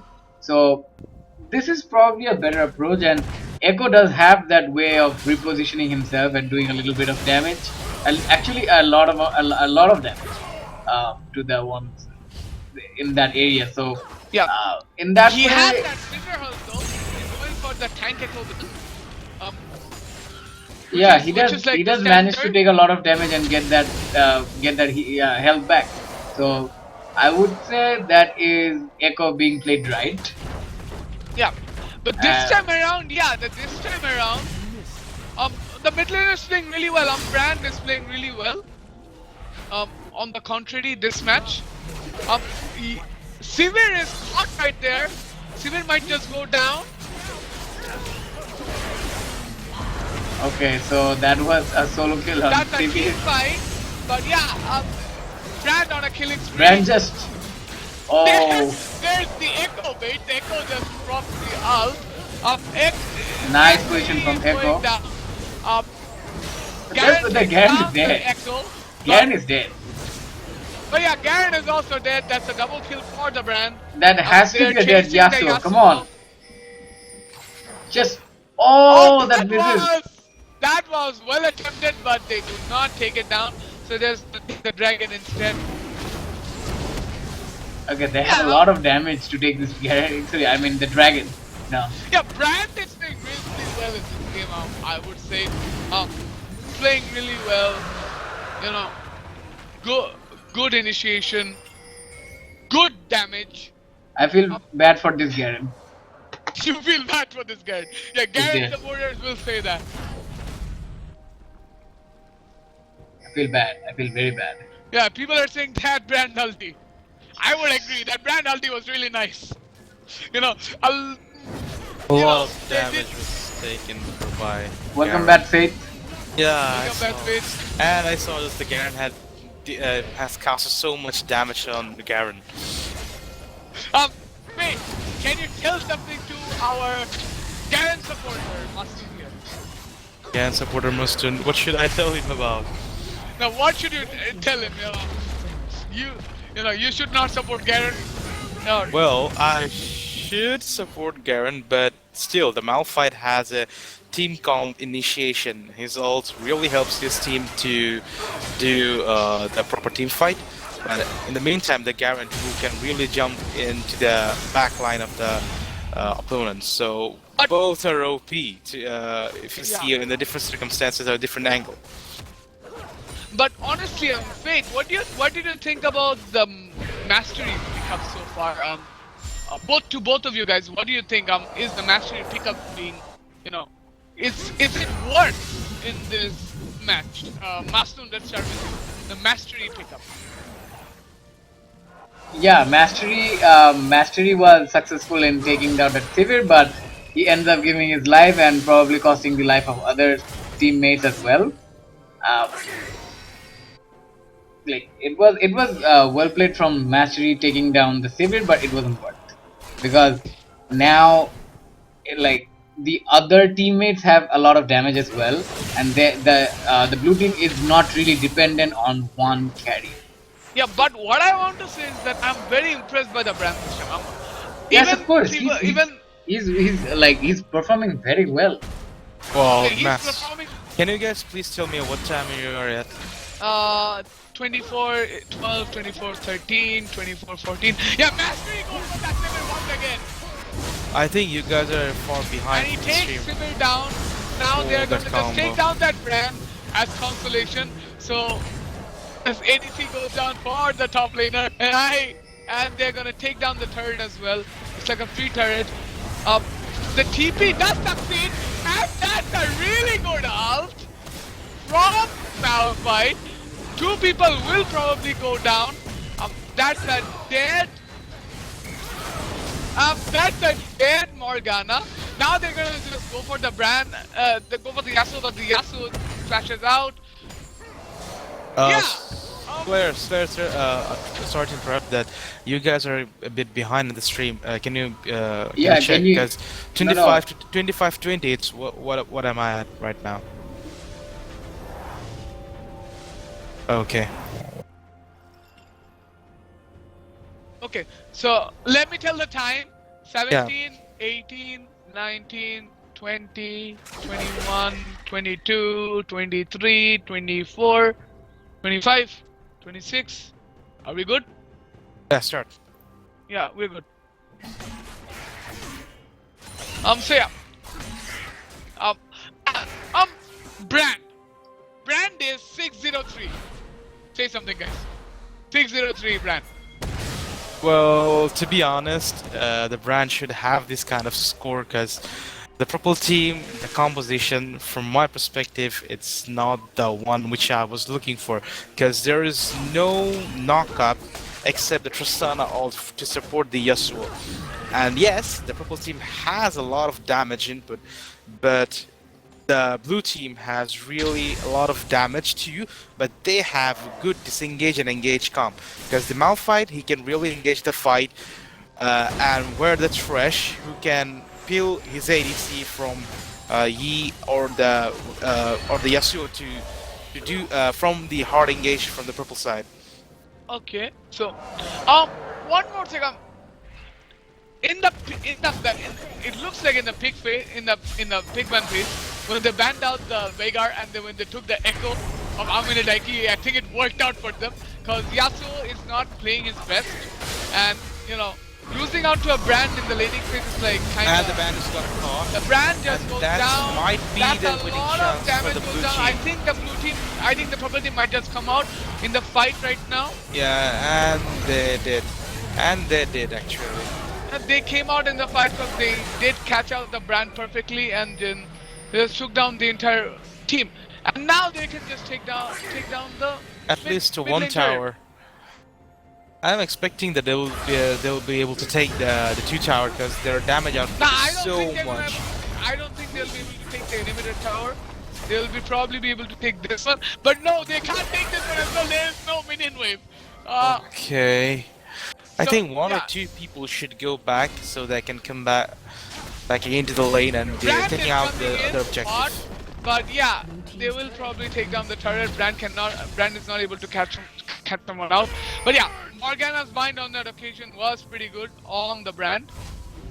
Because they should send 2 peoples back to the base because the dragon timer, the dragon will spawn in 1 second. So Dragon did I spawn think now. The it blue team wants the will- dragon.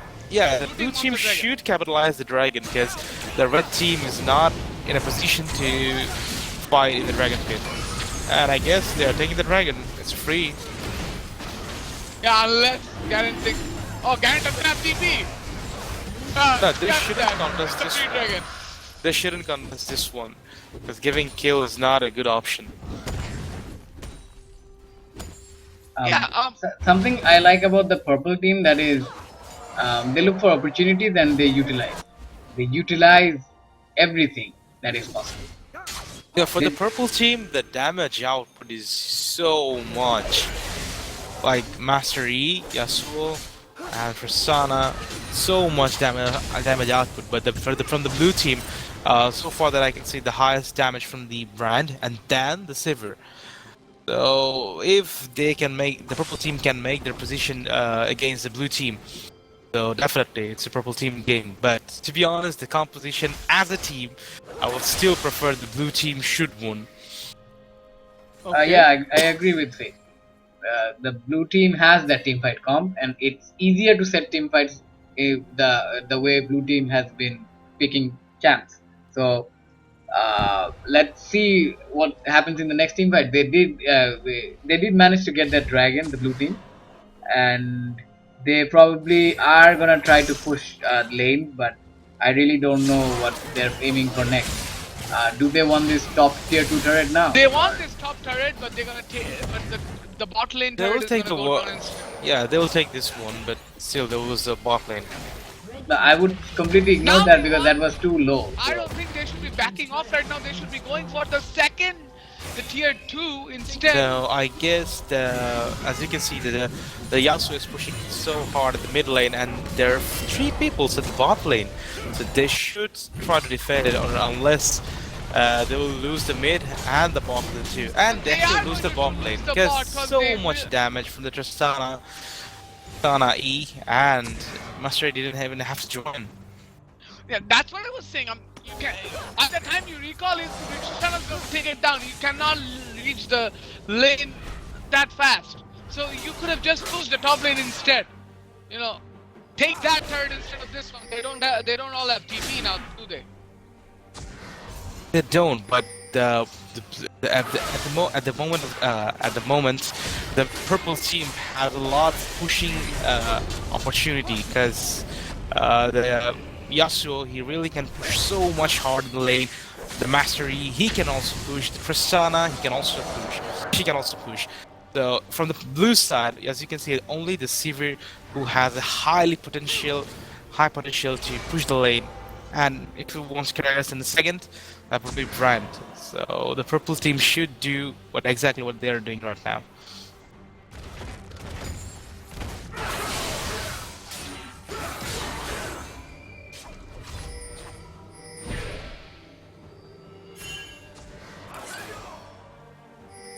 Okay, so guys, you are probably So there's focusing an on that arm Yi going. On the Mastery. Oh my god, that And is so it's much definitely damage. going down. So much damage by his Mastery. So far, it was the like the Malphite has gone the right build, taking a Frozen Heart for the attack speed reduction and the armor bonus. I think to for the Thresh to be, you know, being able to survive that Yi for the for peeling and stuff, I would say he should be going another Frozen Heart as well, because Malphite is not always gonna be around, because uh, that's it. There is a range, right? But if they want to take as much different items as a team, they should be sticking around for all those passives, all those bonuses they get. So even the smallest thing matters in making a big change. Yeah, it does. So the Flying Dark from Bind Morgana lands and a on return the. damage from Sivir. The Yasuo should start pushing from the bot lane so that they will get a 3 side of pressure. If they Okay, that somehow is manage flash to and an ult master from E, Mastery. but this little BM from Mastery.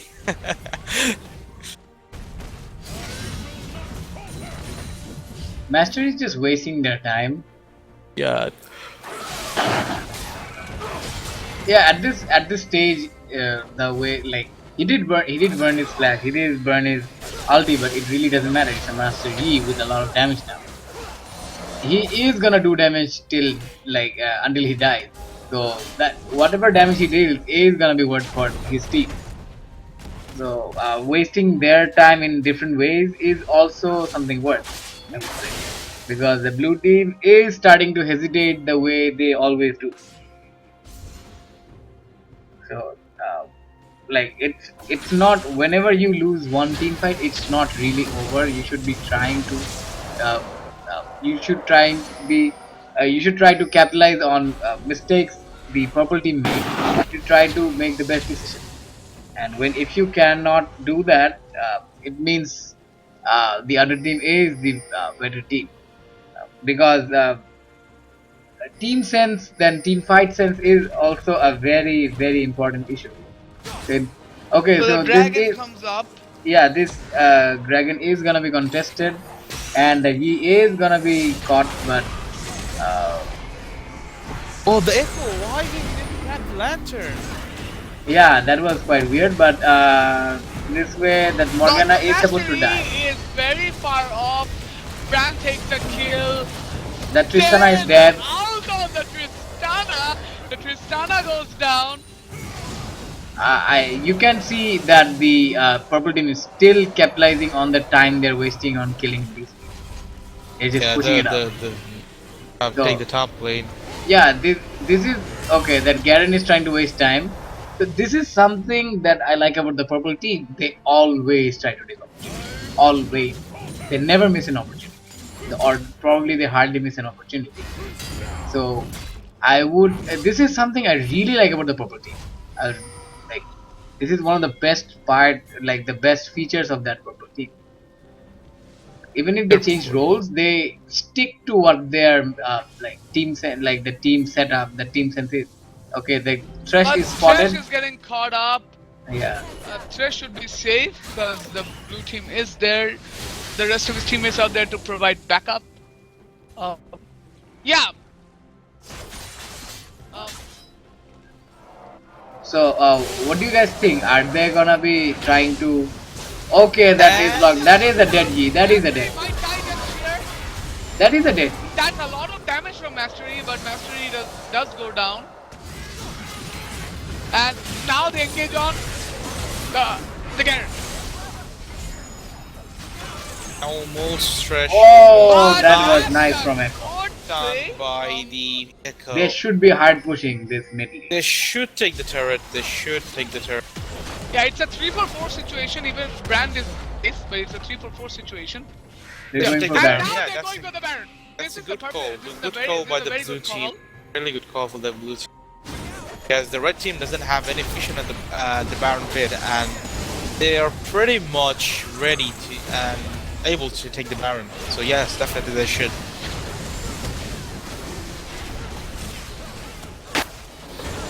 Okay, so that is Baron secured by the blue team, and 5 people of them get it. So what do you guys think this is gonna bring a change in the way they are playing? The blue team. Are they gonna be forcing more team fights, or are they gonna be trying to push turrets and take objectives?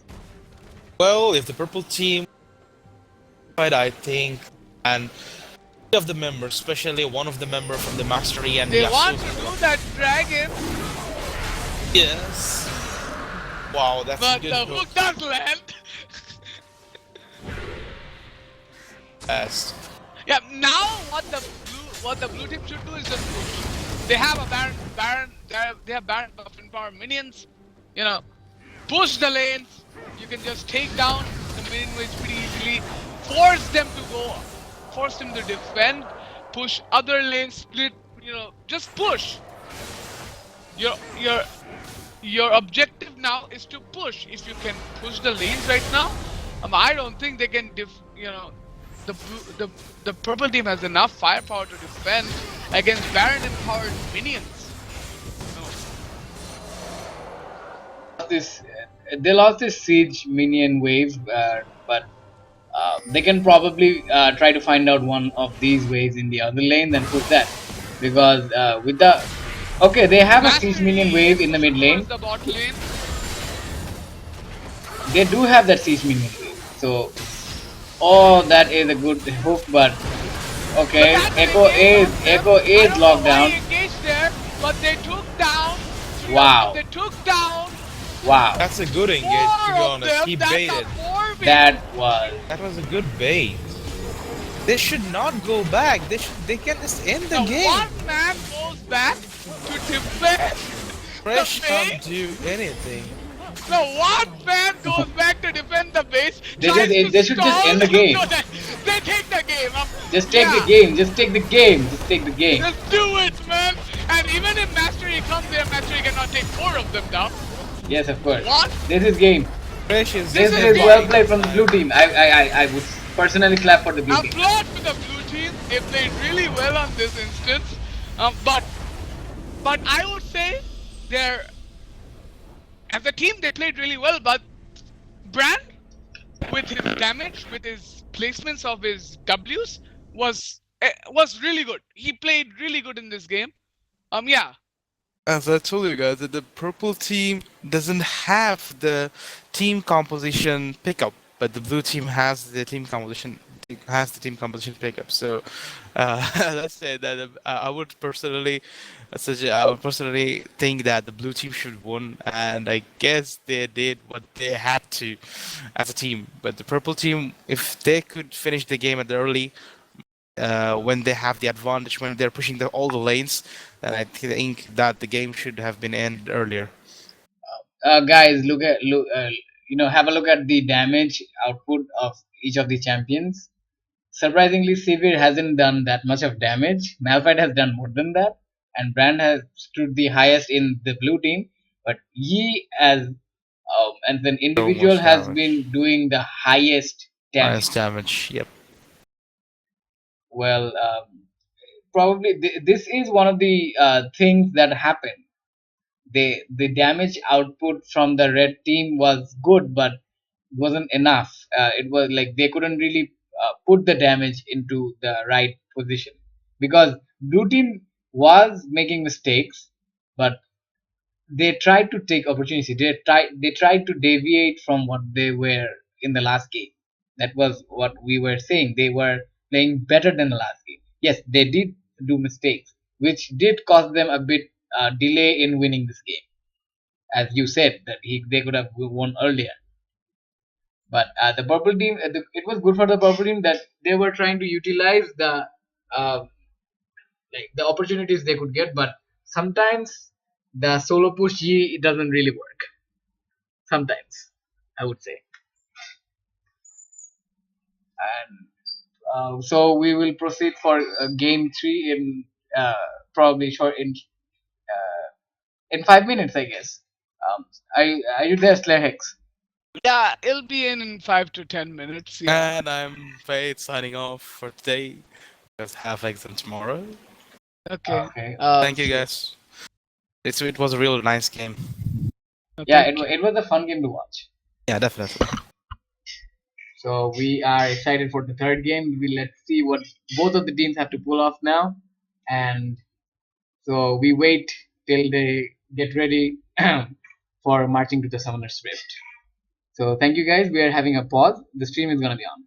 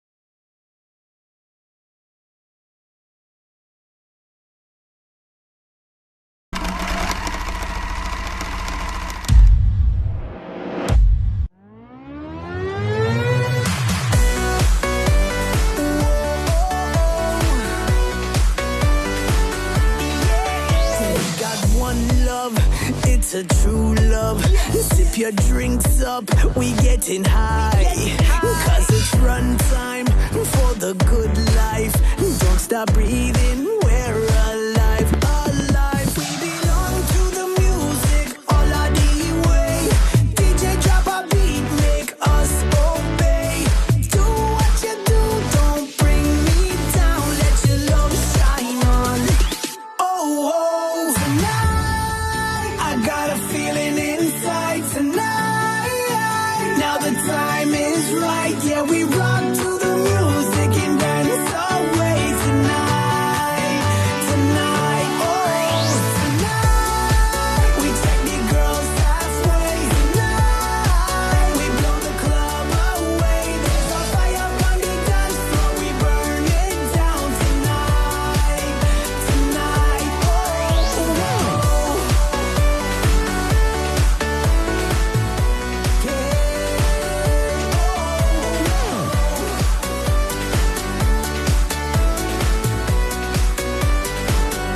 That's right, it's electric.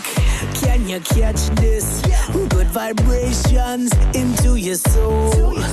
Feeling so fine, can't walk a straight line, but we dance and lose control. Control. We belong to the music, all our the way.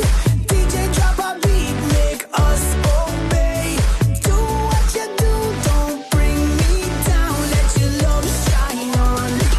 Oh, oh, tonight I got a feeling inside tonight. Now the time is right, yeah, we rock to the music and dance away tonight, tonight, oh, tonight.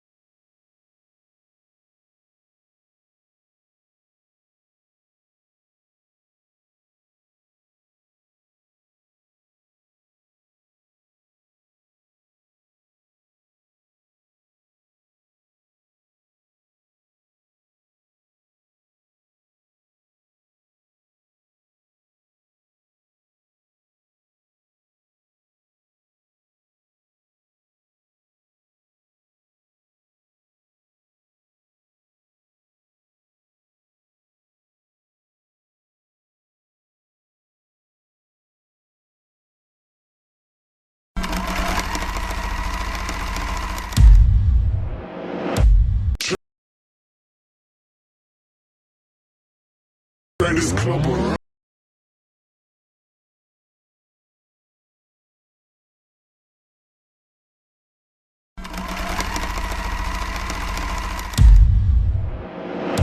Turn this club around.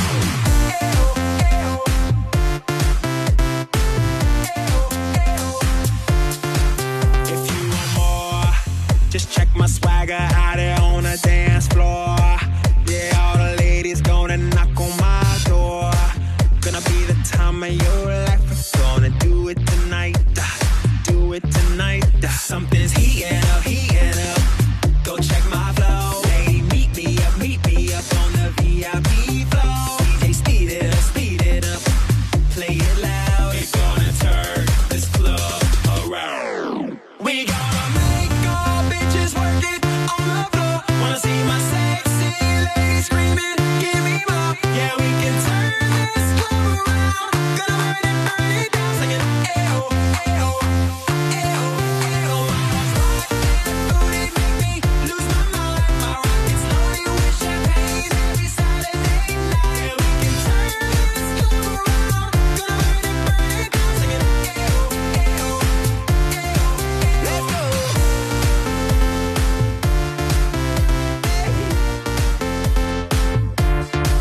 Look at my glance.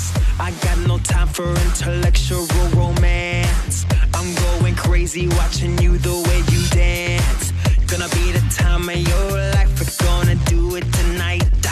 Do it tonight. Something's heating up, heating up. Go check my flow. Lady, meet me up on the VIP floor. DJ, speed it up. Play it loud. We're gonna turn this club around. We gonna make all bitches work it on the floor. Wanna see my sexy ladies screaming, give me more. Yeah, we can turn this club around. Gonna burn it down, singing ayo, ayo, ayo, ayo.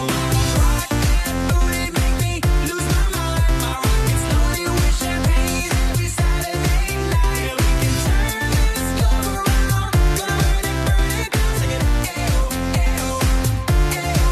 Let's go.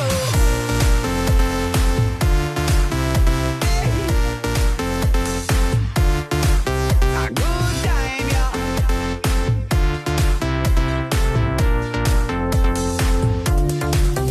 Yeah, feel this sound. Make sure you do. You know, say we are come back with the beat and we are true. Never take away this here beat you will see. Better rock it all the way, singing ayo, ayo. We gonna make all bitches work it on the floor. Wanna see my sexy ladies screaming, give me more. Yeah, we can turn this club around. Gonna burn it down, singing ayo, ayo, ayo, ayo. Rock that booty, make me lose my mind. My rockets loaded with champagne every Saturday night. Yeah, we can turn this club around. Gonna burn it down, singing ayo, ayo, ayo, ayo.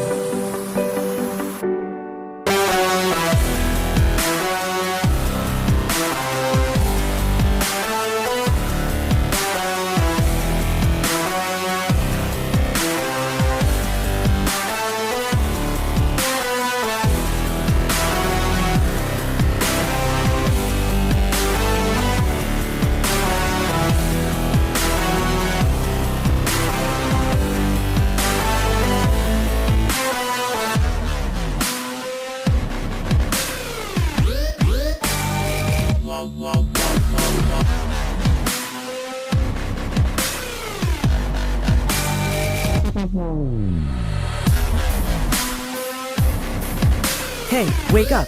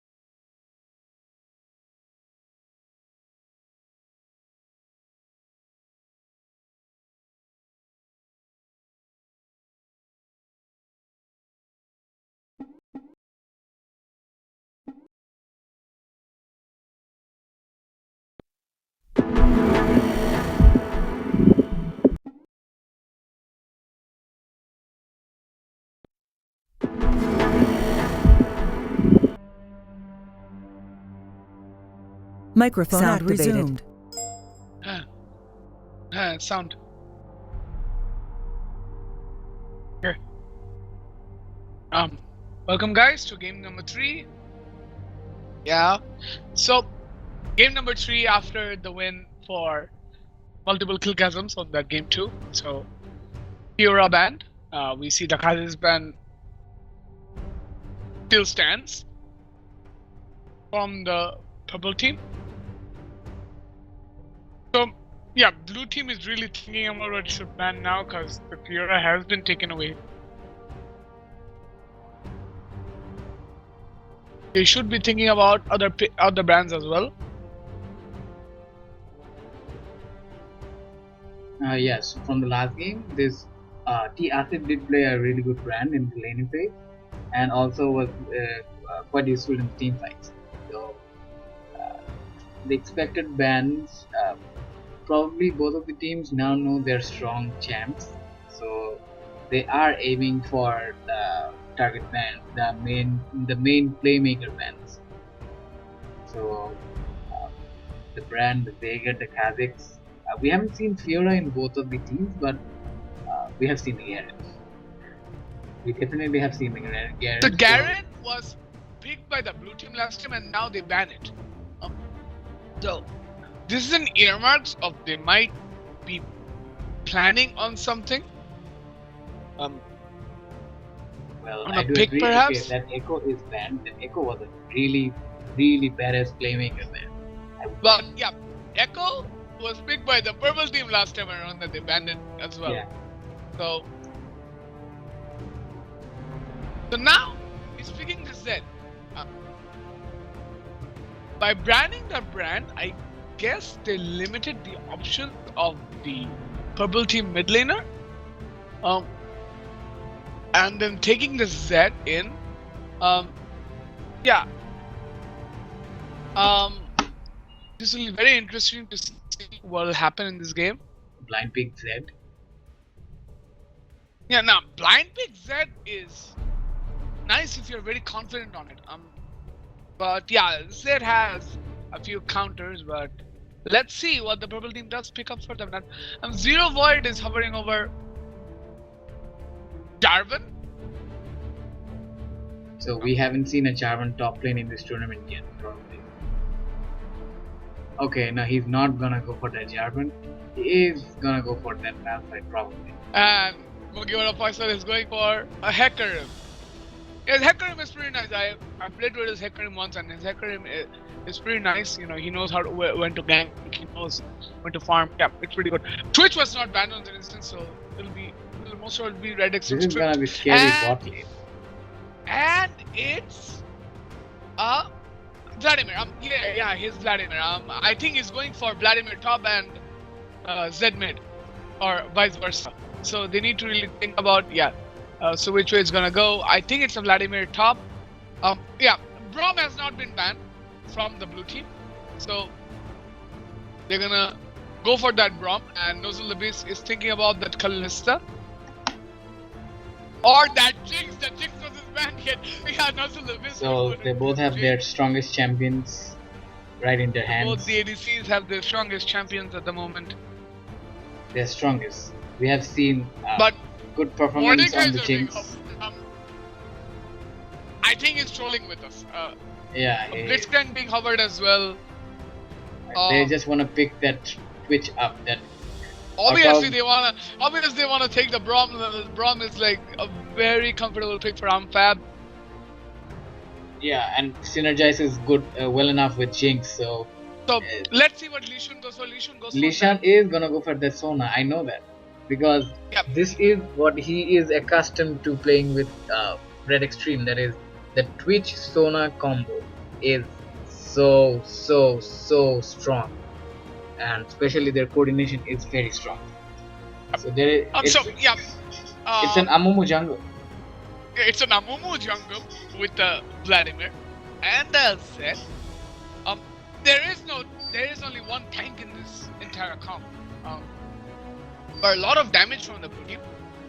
But the purple team so far have so much CC. You have the Braum ult, you have the You have the, and if it's an Azir, oh god, this is like a lot of CC.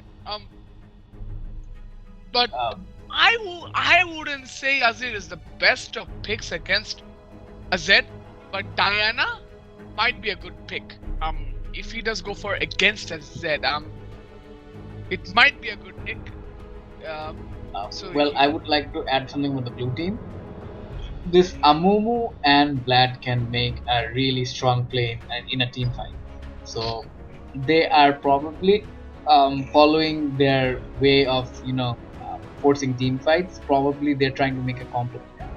So and the purple team, as usual, wants to stay wants to hold on to their strongest champs, but uh, we just don't know how successful they might be in executing the team fights properly without mistakes. That is, I expect something really nice from the both of the teams, because they have they have the strongest champs in their hands now. They know the outplays. They know how to play them well. They know what the next move will be and how they okay. should react.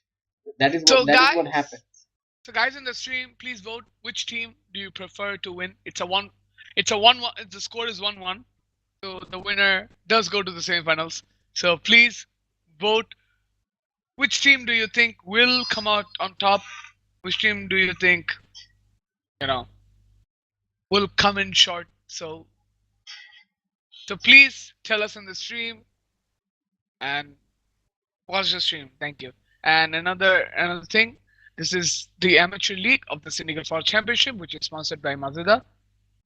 We thank Mazda for sponsoring us in our first sponsored event. So thank you. Use Mazda. Mazda. Yeah. Use Yes. Mazda. Our motto. Oh, anyways. So, Mastone, tell Yes. us about the team comps. The Yes. team comps. Tell the viewers about the team comps. What do you think about this? Well, I already mentioned about the blue team that the Vlad and the Amumu can make insane plays in their team fights if they can lock down at least 3 to 4 people with their ults. And no, I mean, if Amumu can lock down at least 3 people or at least 1 or 2 carries from the team fight with his ult, and Vladimir placing his ult right there and doing insane amount of damage to everybody there. So this is their target. This is how the blue team will create the synergy, the really effective synergy.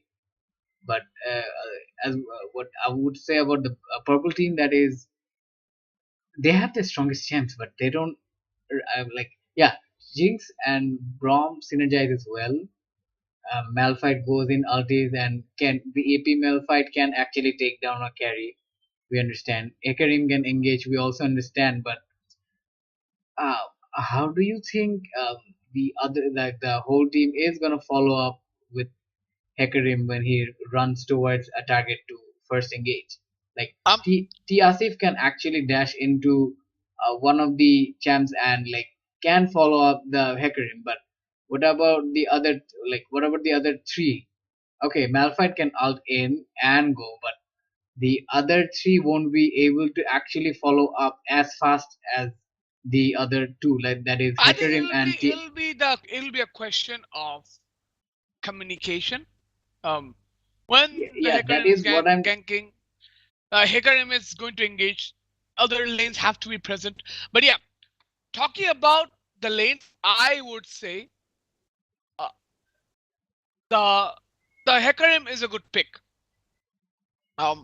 Considering they might need a tank or they might need more damage, Hecarim can provide both. Yeah, Yeah, Hecarim is flexible I enough do for agree that. with that. I do agree with that. But my point is the synergy. The synergy matters a lot here. Yeah, The setups. Uh, let's analyze the last game. The blue team, which is now the red team, had that team comp which was favoring team fights, and which you are expecting them to actually the result would have been in the favor of the blue side, that is who is the purple side now. So in that way, they actually succeeded because of their champ selection. But here, they have damage, they have everything, but it's like even if you have a lot of damage, you need to actually put that damage onto something useful. If you cannot really, if the carry gets locked down, if you really cannot, like if the carries are burst down before you can actually put some damage, having a lot of damage is of no use. That's what I'm trying to say. If you don't have synergy, if you don't have peel, if you don't have strength in team fights, you just cannot put the enough amount of damage you have. But about Jinx, if they can take Jinx to probably if they can manage to take Jinx to 3 kills at least, I would say, and that would give an item advantage over the opponent ADC, and Jinx would be critting hard. So in that way, I would say it would be a good thing for the the purple team in team fights, because Jinx is gonna crit with rockets, I would say. But what my thing is, if Amumu manages to lock down Jinx and Diana, it's pretty much over for the Welcome purple team, to because Summoner's Rift. no matter how much damage Hecarim does, no matter how much damage Malphite does, they cannot deal as much damage as the Jinx or the Diana, because they are supposed to be dealing a lot of damage, right? Okay. So last game there was an Echo to take damage and to deal a little bit of damage, of course. So that was equalized, but in this game you don't 30 have that. seconds until minions You have to spawn. think of something different. Okay, Masnon, thank you for your input. Guys, you've heard from us. Now let us know what you think about the game. Uh, what do you think about the game? How will this game proceed? And we will be checking the streams, comments. And Masnon, this time around, please you mention what our Minions viewers have are spawned. thinking. That'll be better, I guess. Yes, I'm checking the comment section now. Just now.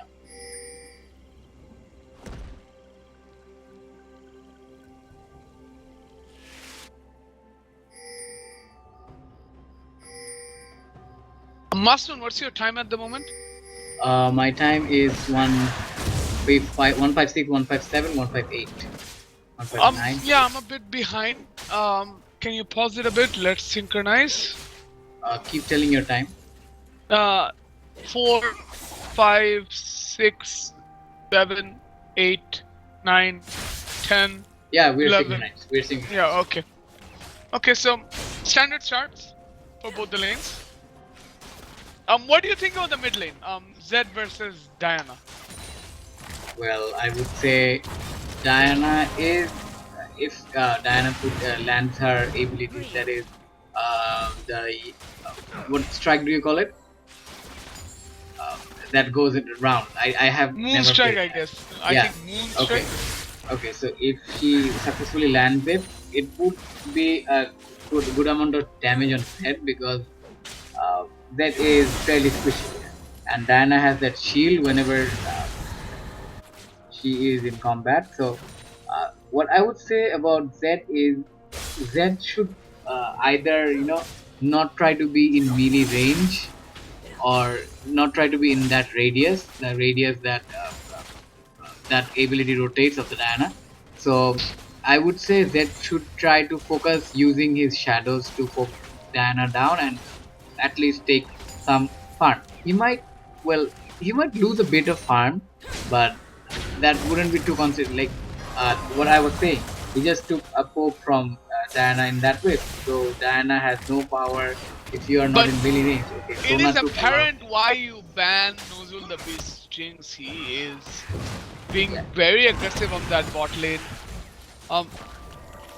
He is poking down the opponent ADC or support whenever he can, and that's making Sona waste mana. Okay, so he's out trading that Sona as well.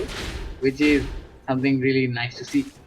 He's outrunning both of the champs he's against, and Brom is just sitting there and seeing his ADC being reckless.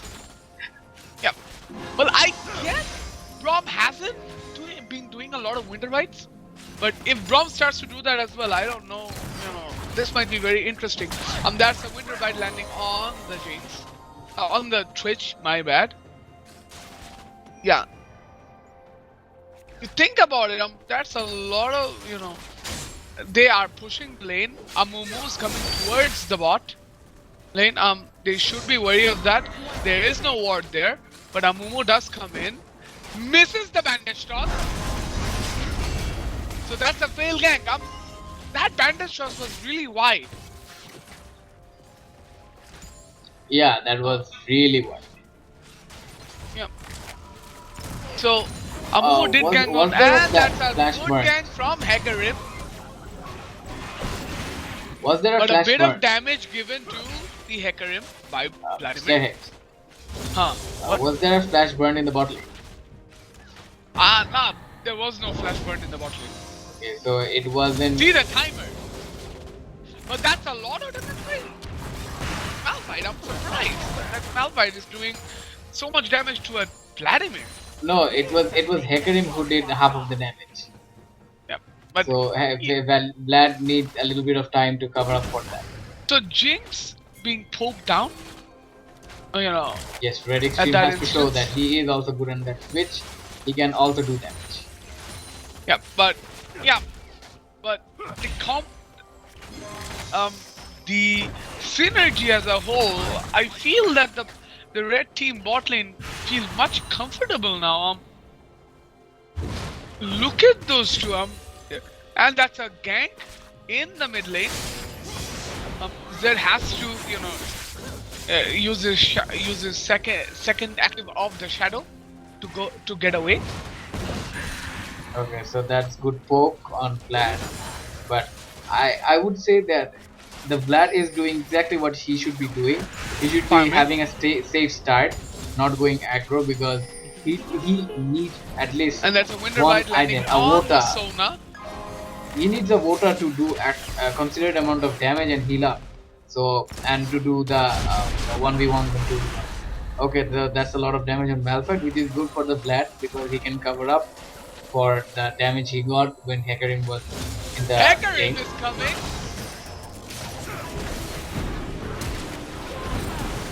Wow. That's some damage to the bot lane of the blue team. Wow, that's a lot of damage. But Hecarim took a little bit of turret hits.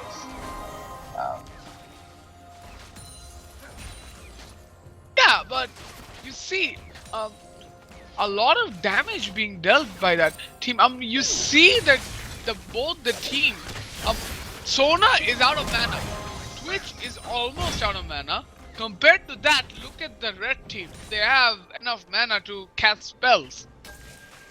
So, the red team is really playing smart in the bot lane. Okay, so the viewers haven't really voted. Who do I would say again? Who do you guys think will win? Which team?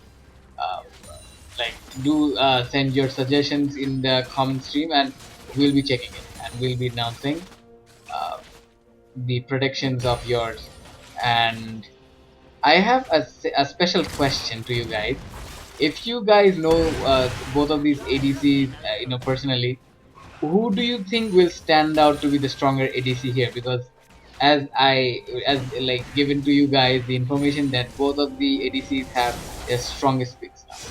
This is a different question from myself. But that's a lot of damage to Zed by Diana. Yeah, Diana will deal a lot of damage now because you look at Diana. Diana's kit is like you land the moon strike, you go in, you deal more damage, and that's it. Yeah. So yeah, but Diana is behind in CS. Diana is behind in CS compared to the Zed. Hecarim and Amumu are in equal terms with CS. Malphite is a bit ahead on CS in terms of the Vladimir. The bot lane is pretty much same, but there's a 2 CS differential. But Malphite is dealing a lot of damage to Vladimir. I'm surprised to see that. Master, say something. I was checking the comment section and they Tariq Rahman has told that the blue team has better team fight comp. I do agree. Yes, I was mentioning that the blue team has a better team fight comp and is probably gonna stand out in this match. I would say that is something predicted, but perfect execution is something mandatory. So still we this is a prediction, and yes, they have the upper hand in team fights. And But that's a Kazimullah lot Hassan of did damage mention to Zed once again. Diana One- is winning those trades trades. in the mid lane.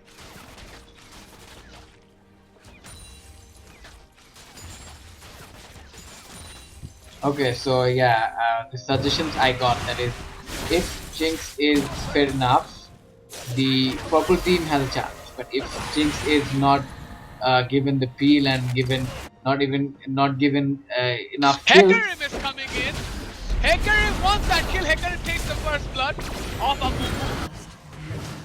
you're a bit ahead The probably. flash did not save him. You're a bit So, ahead. yeah. But Hecarim was No, pretty what's your time by the way? I guess you pressed something. 10, 54, 55. And Yeah, there's you're a ahead, bot you're lane ahead. engage. Huh? You're ahead. You pressed the live button. Okay. How much ahead am I? Okay. Okay, Please wait. tell your time. I'll. Are you on 11:8? What's your time now? 12, 13, 14, 15. Okay, I'm 1 second ahead of you, so that's fine. Okay, that's fine. Yeah, but yeah, talking about the lanes, the bot lane, the purple team bot lane is playing really aggressive, dealing a lot of damage. The top lane, Malphite is dealing a lot of damage. Mid lane is winning trades. This is very interesting to see. I did not expect, such a turnout, and now Hecarim is a bit ahead in gold compared to the Amumu. So yeah, everything is going well for the purple team so far. Don't you agree, Masun? Yes, of course.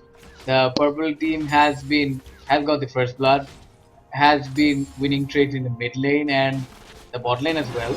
But okay, so that's how Twitch and Sona synergizes.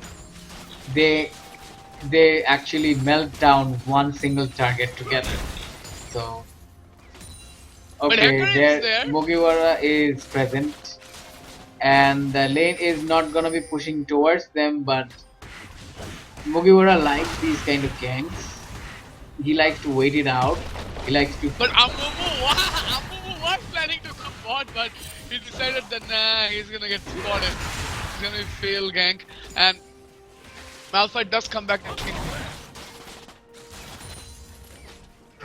The Twitch doesn't want to push. The Twitch is pushing now. Yeah, he wants to push now because he saw them under the... And that's a Hecarim! That might be That's a dead Sona right now. That's a dead And Sona. that is a dead That Sona. is a dead Twitch as Dead well. Twitch as well. Double kill to the Jinx. And now, this is why you say that They was have a a pause. good... And they have a pause. I guess someone just ganked. Yeah, he yeah, likes to someone wait just it. got He likes to wait those ganks out. He likes to leave the lane with at least one kill. Now, it's not that. The point is the setup. Before the fight A even summoner started, has disconnected. Jinx gave her stun. I don't know what they call it. You probably know it better. He landed a stun in behind them, Yeah, so not that they on cannot them, they cannot behind escape. them, so that they can't escape. And then Braum channeled the ult. Once they got knocked up, Hecarim walked front, then flanked from the side. So I would say this was really good in terms of communication for the purple team, they really thought it out. They really executed it well and got 2 kills. And both the kills went to the ADC. Yeah, And this is hyper carry. exactly who they want the kills to be on, Yeah. because she needs the items to chances twitch down. But I would tell you something. If Jinx overstays in lane, Twitch and Sona is gonna try to kill Jinx at one point together, because they Yeah, still have it that is true. synergy. They still have that synergy. They still have that damage. So, uh, for I would say for the purple team, they should be playing safe and playing, keeping Jinx out of that too, because in a 2v2 situation, they are gonna focus the Jinx and burst her down, melt her down. I would say burst is not the right word. Melt. Yeah, I agree. I agree to that. So Jinx, look at the goal difference. Jinx is up about 800 gold right now with the 2 kills in addition. Zed is not up by gold. I'm surprised by that. You see, there's an 8 CS difference, and Zed is not up by gold. It's Diana. Diana's No, up by gold. Diana has an assist. Diana has 1 assist, but 1 assist does not surmount to 8 CS. 8 CS is like how much? How much gold? It is almost equal to an assist. It is. I wouldn't know about that, but yeah. Hecarim is up by 200 gold, which we expected because he has a kill and 2 assists. And Malphite is below by 100 gold. It's not that much, but yeah. What I'm really interested to see is that Jinx. Jinx got 2 kills. Now he has a lot of gold. Now he has a lot of gold on her belt. Summoner has So, reconnected. and we see the reconnection coming in. We should probably be getting back to the game soon.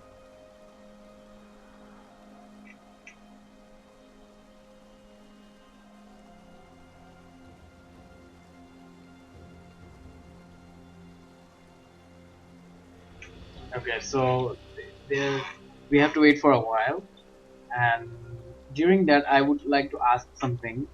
That is, do you think that the blue team is gonna stand, it's gonna be the winner in all the team fights, and are they gonna cover up for whatever they have lost during the I first half would of say that if this keeps going on, if the Diana is farming like she is, if the Jinx is farming like she is and getting the kills, if the Hecarim is doing this much in standard skirmishes, I don't see how the blue team can do anything. It's to be honest,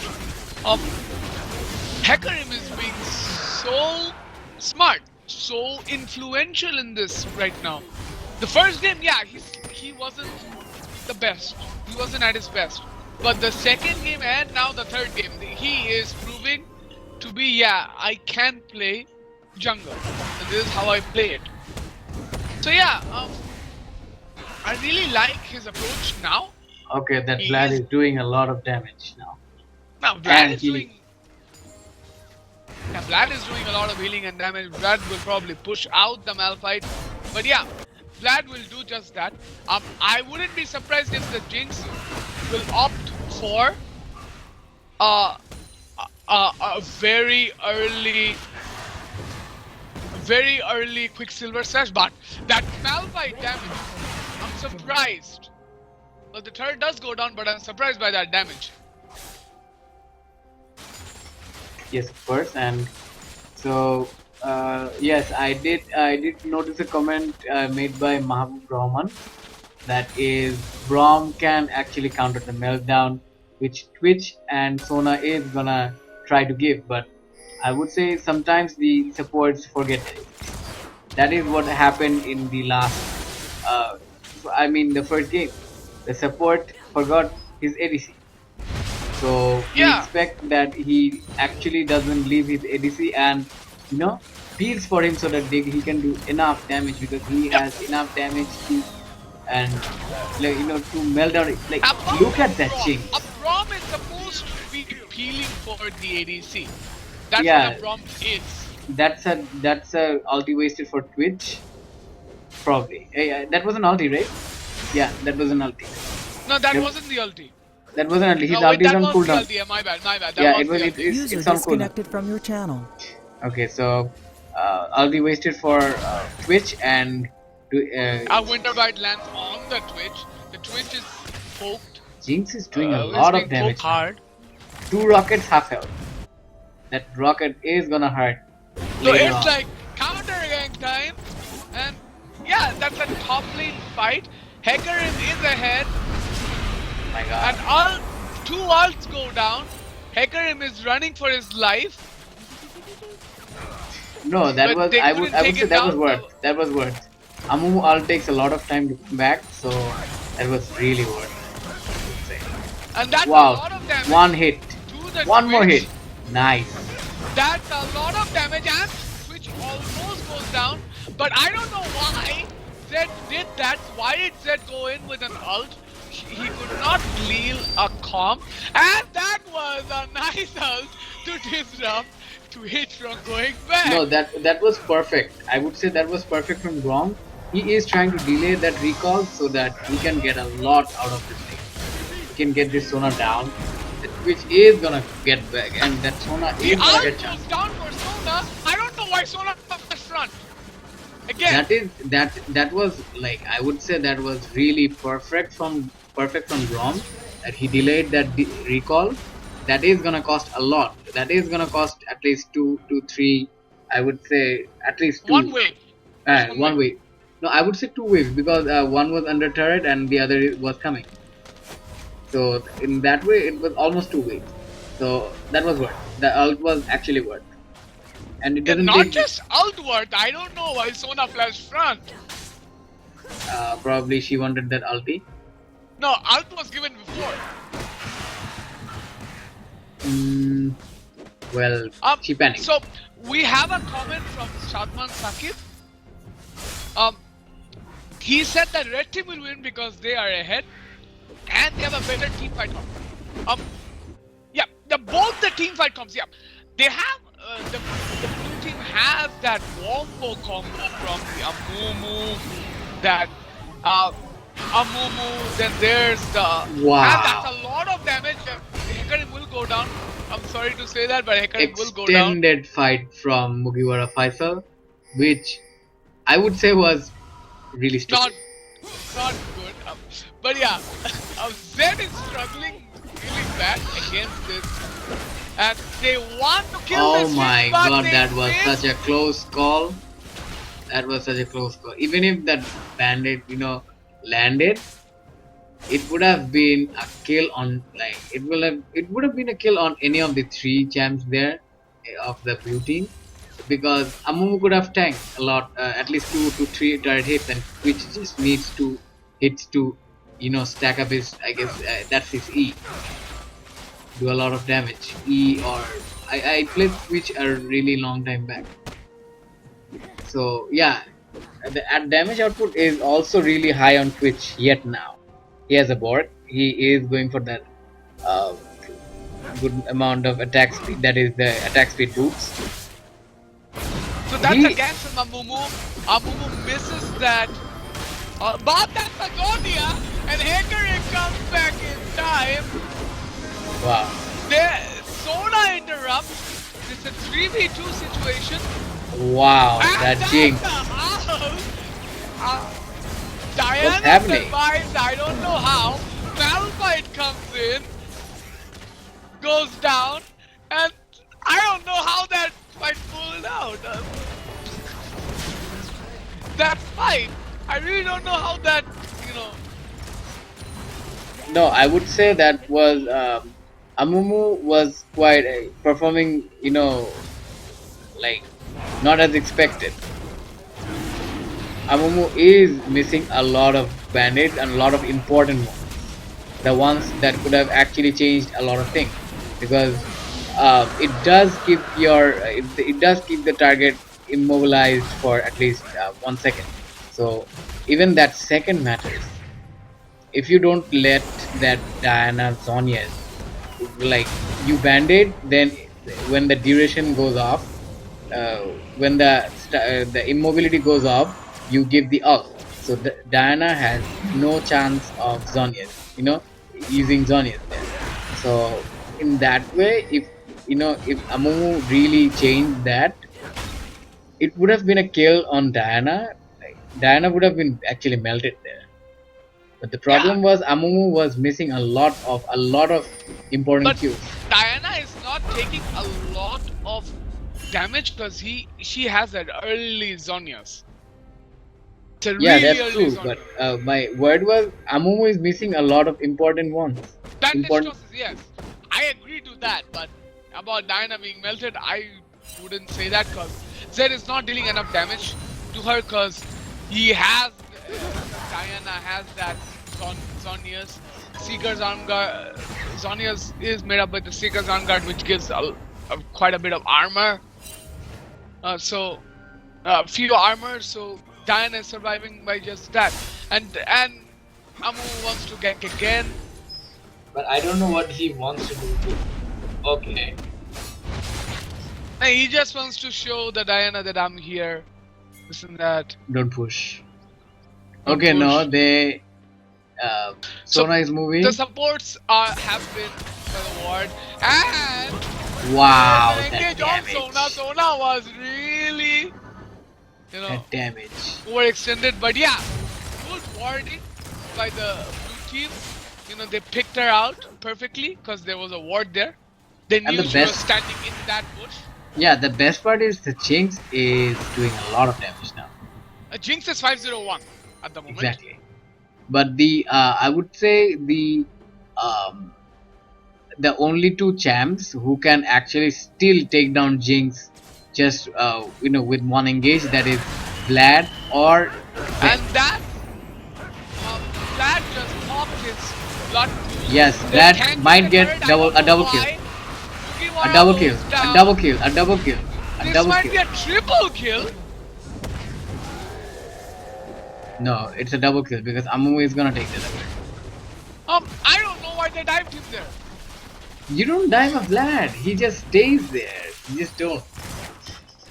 That was just poor. At least at this point of the game, and when was he just has poor. a lot of items, he has like magic penetration items, magic resist items. So that's He has like, the spell vamp item. That's a turret.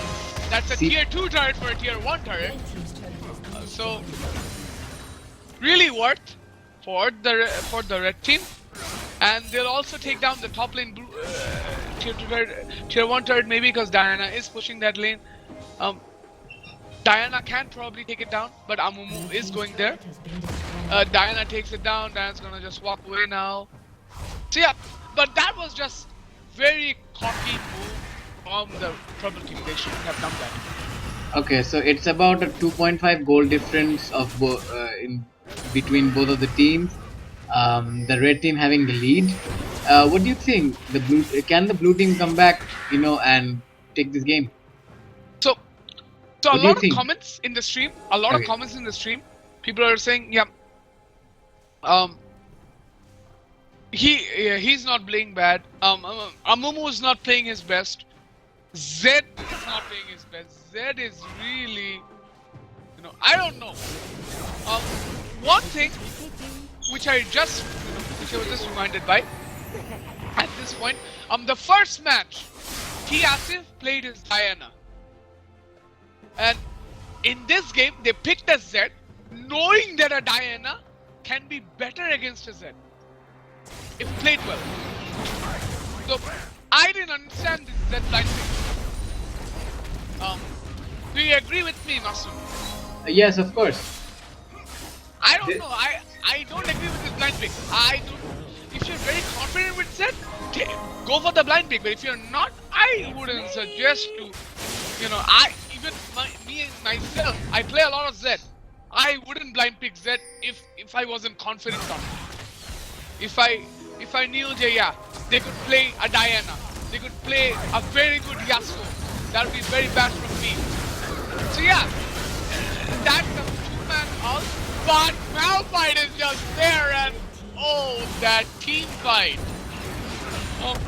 But that chaining of the ults, the Malphite art following up by the Hecarimal is just perfect. Don't you agree, Master? Yes, of course. And I just received a comment from DRBK. That is late game Vladimir Jinske একটা shot মেরে মারতে পারবে. So yes, I do agree. But the problem is they cannot really execute whatever plan or whatever the Amumu should be doing or whatever yeah, but the. this is a free Baron. They just took the free Baron, and now they can just push out. Push out the Exactly. lane. The proper team ahead. is not delaying their lead. Is not really staying back. They are trying to force everything. And yes, as I was saying, this is the game of their best champs. So Nazrul was. It's not just that. Look at how comfortable they are after that second game. That second game just boosted their morale, and now they're playing like this. You think about it. The Jinx playing really well. After that last game That he played Jinx. Sivir. He was pretty good at it. Even though he was caught a couple of times, but he was good at it. TSM playing that brand. The Jinx is going aggro. Was very influential for the team. Yeah. And you look at him now. In first game he didn't play that good with Diana, and now look at him. He's one-shotting us there. So yeah, the morale of this team has been increased by that last game. And this is just what I think and now look at that Diana damage. He just one-shotted the Twitch. Twitch was very wrong to stay there. Oh my god. And That's a death big zone. damage. Oh god. This might be the mid-inhibitor turret. Well, if I was there, I would have tried to force game. Yeah, you would have tried to force game, but yeah, no need to be hasty. You guys are ahead. No need to try and be so ballsy, so cocky like that. Like that top turret died just a few minutes back. It's something like you have siege minions. You have everything. Why don't you You force have game? everything, but take it safe. You are ahead. Take 4 turrets. Get the inhibitors. Get the rest of the inhibitors. Oh, Then it's like push out.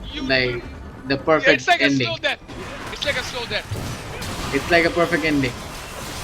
So yeah, that was two-man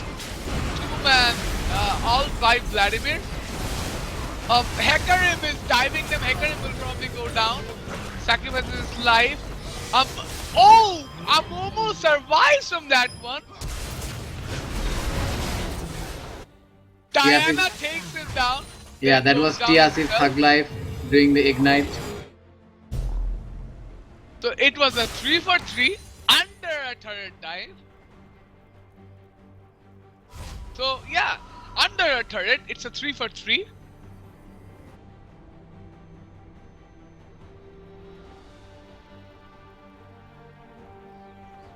The third game is best of 3. So yeah.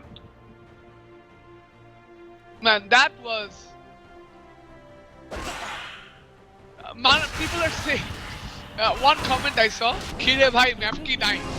It's like, people are walking in blind. I don't know what is going on. The blue team seems very, very... Demoralized. Flustered. Or probably they lost hope. But there's nothing to lose hope about this. Yeah, the goal lead is like about 6,000, but yeah, there's nothing to lose hope about this. Well, I would really say something about the routine here. I think the main problem they're having now is changing roles. If you point that out, I saw a few of the games. They want to switch their roles because I don't think they have a very wide champ pool. I don't think so, except for Red Extreme. I don't think the others have a very wide champ pool.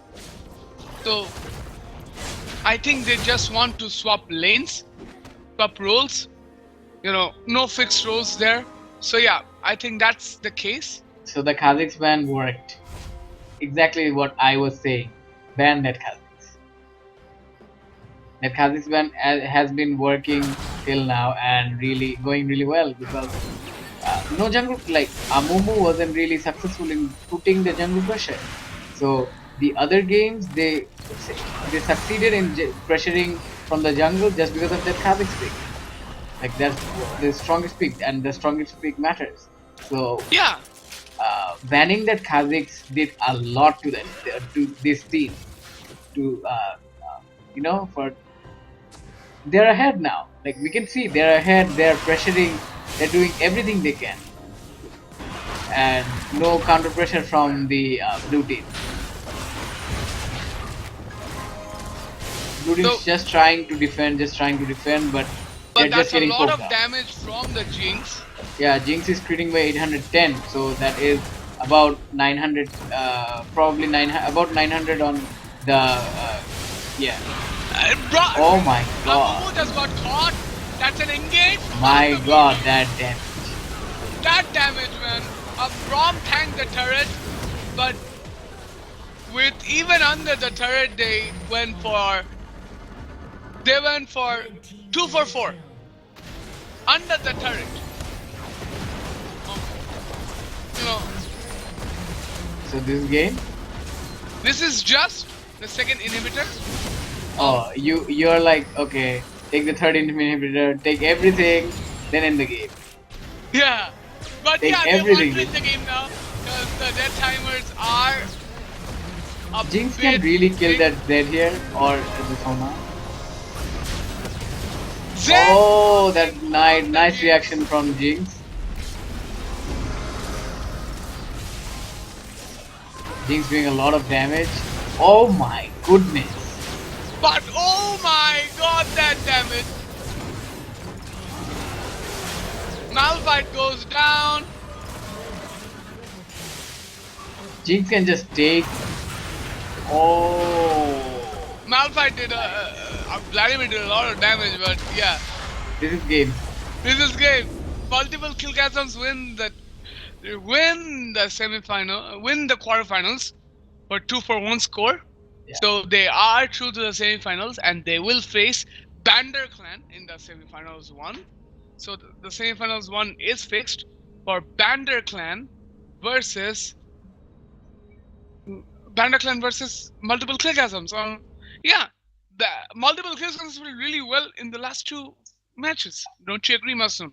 Yes, of course. And they did listen to me by banning that Kha'Zix. Yeah, banning that Exactly. Kha'Zix. Jinx did a lot of damage. I'm just looking over the damage now. And yeah, Vlad was the highest in their team, but Jinx out damaged everybody. And exactly, they put the kills on Jinx, who had a lot of items, and the snowball game happened. And you cannot get, like, as our honorable clan lord was saying, that you to get through the Jinx, you need to go through Braum, you need to go through Malphite, you need to go through Hecarim, 3 frontliners. Even though the blue team had the perfect, the probably the perfect the team comp for a team fight, they didn't have that snowball pressure. They just did it. Maybe Vlad scales, but the other lanes lost. I would say the other Yep. lanes lost. No pressure from the jungle, and of course this is what went wrong. I would Yeah, strongly yeah, support but this. the blue team, but the multiple Killgasms, they got their bot lane. The bot lane they wanted, Jinx and Braum. Exactly, Jinx and Braum. And they, it showed why you banned those two. You They go always ban so the well Jinx. together. They Yeah. go so well together. Not just the Jinx. You talk about the Braum. Jinx did a lot of damage, yeah, but Braum peeled. Braum landed good winter bites. Braum landed very good ultis. So yeah, that bot lane made a very good impact. Yeah, and we shouldn't also undermine the rest of the players, especially the jungler. The jungler played a really good role in this match. Hecarim, Yes. ganks, Nice ganks. outstanding. Ults, very well timed. So yeah, Hecarim played really well in this game. Yeah, congratulations to the multiple Killgasms for going to the semis where they will be facing the Banda clan. So guys, this is us from the caster desk. Tomorrow we'll be back at 10 p.m. with the quarterfinals number 3, which is Team Eternal Lag versus GG Feeders. So yeah, guys, we'll be hoping there are there are two more quarterfinals left, quarterfinals 3 and quarterfinals 4. So please tune in tomorrow, guys. This is us from the caster desk. Good night, guys. Good night. We are gonna be back at 10 tomorrow with a lot of new excitement. So thank you guys. Good night.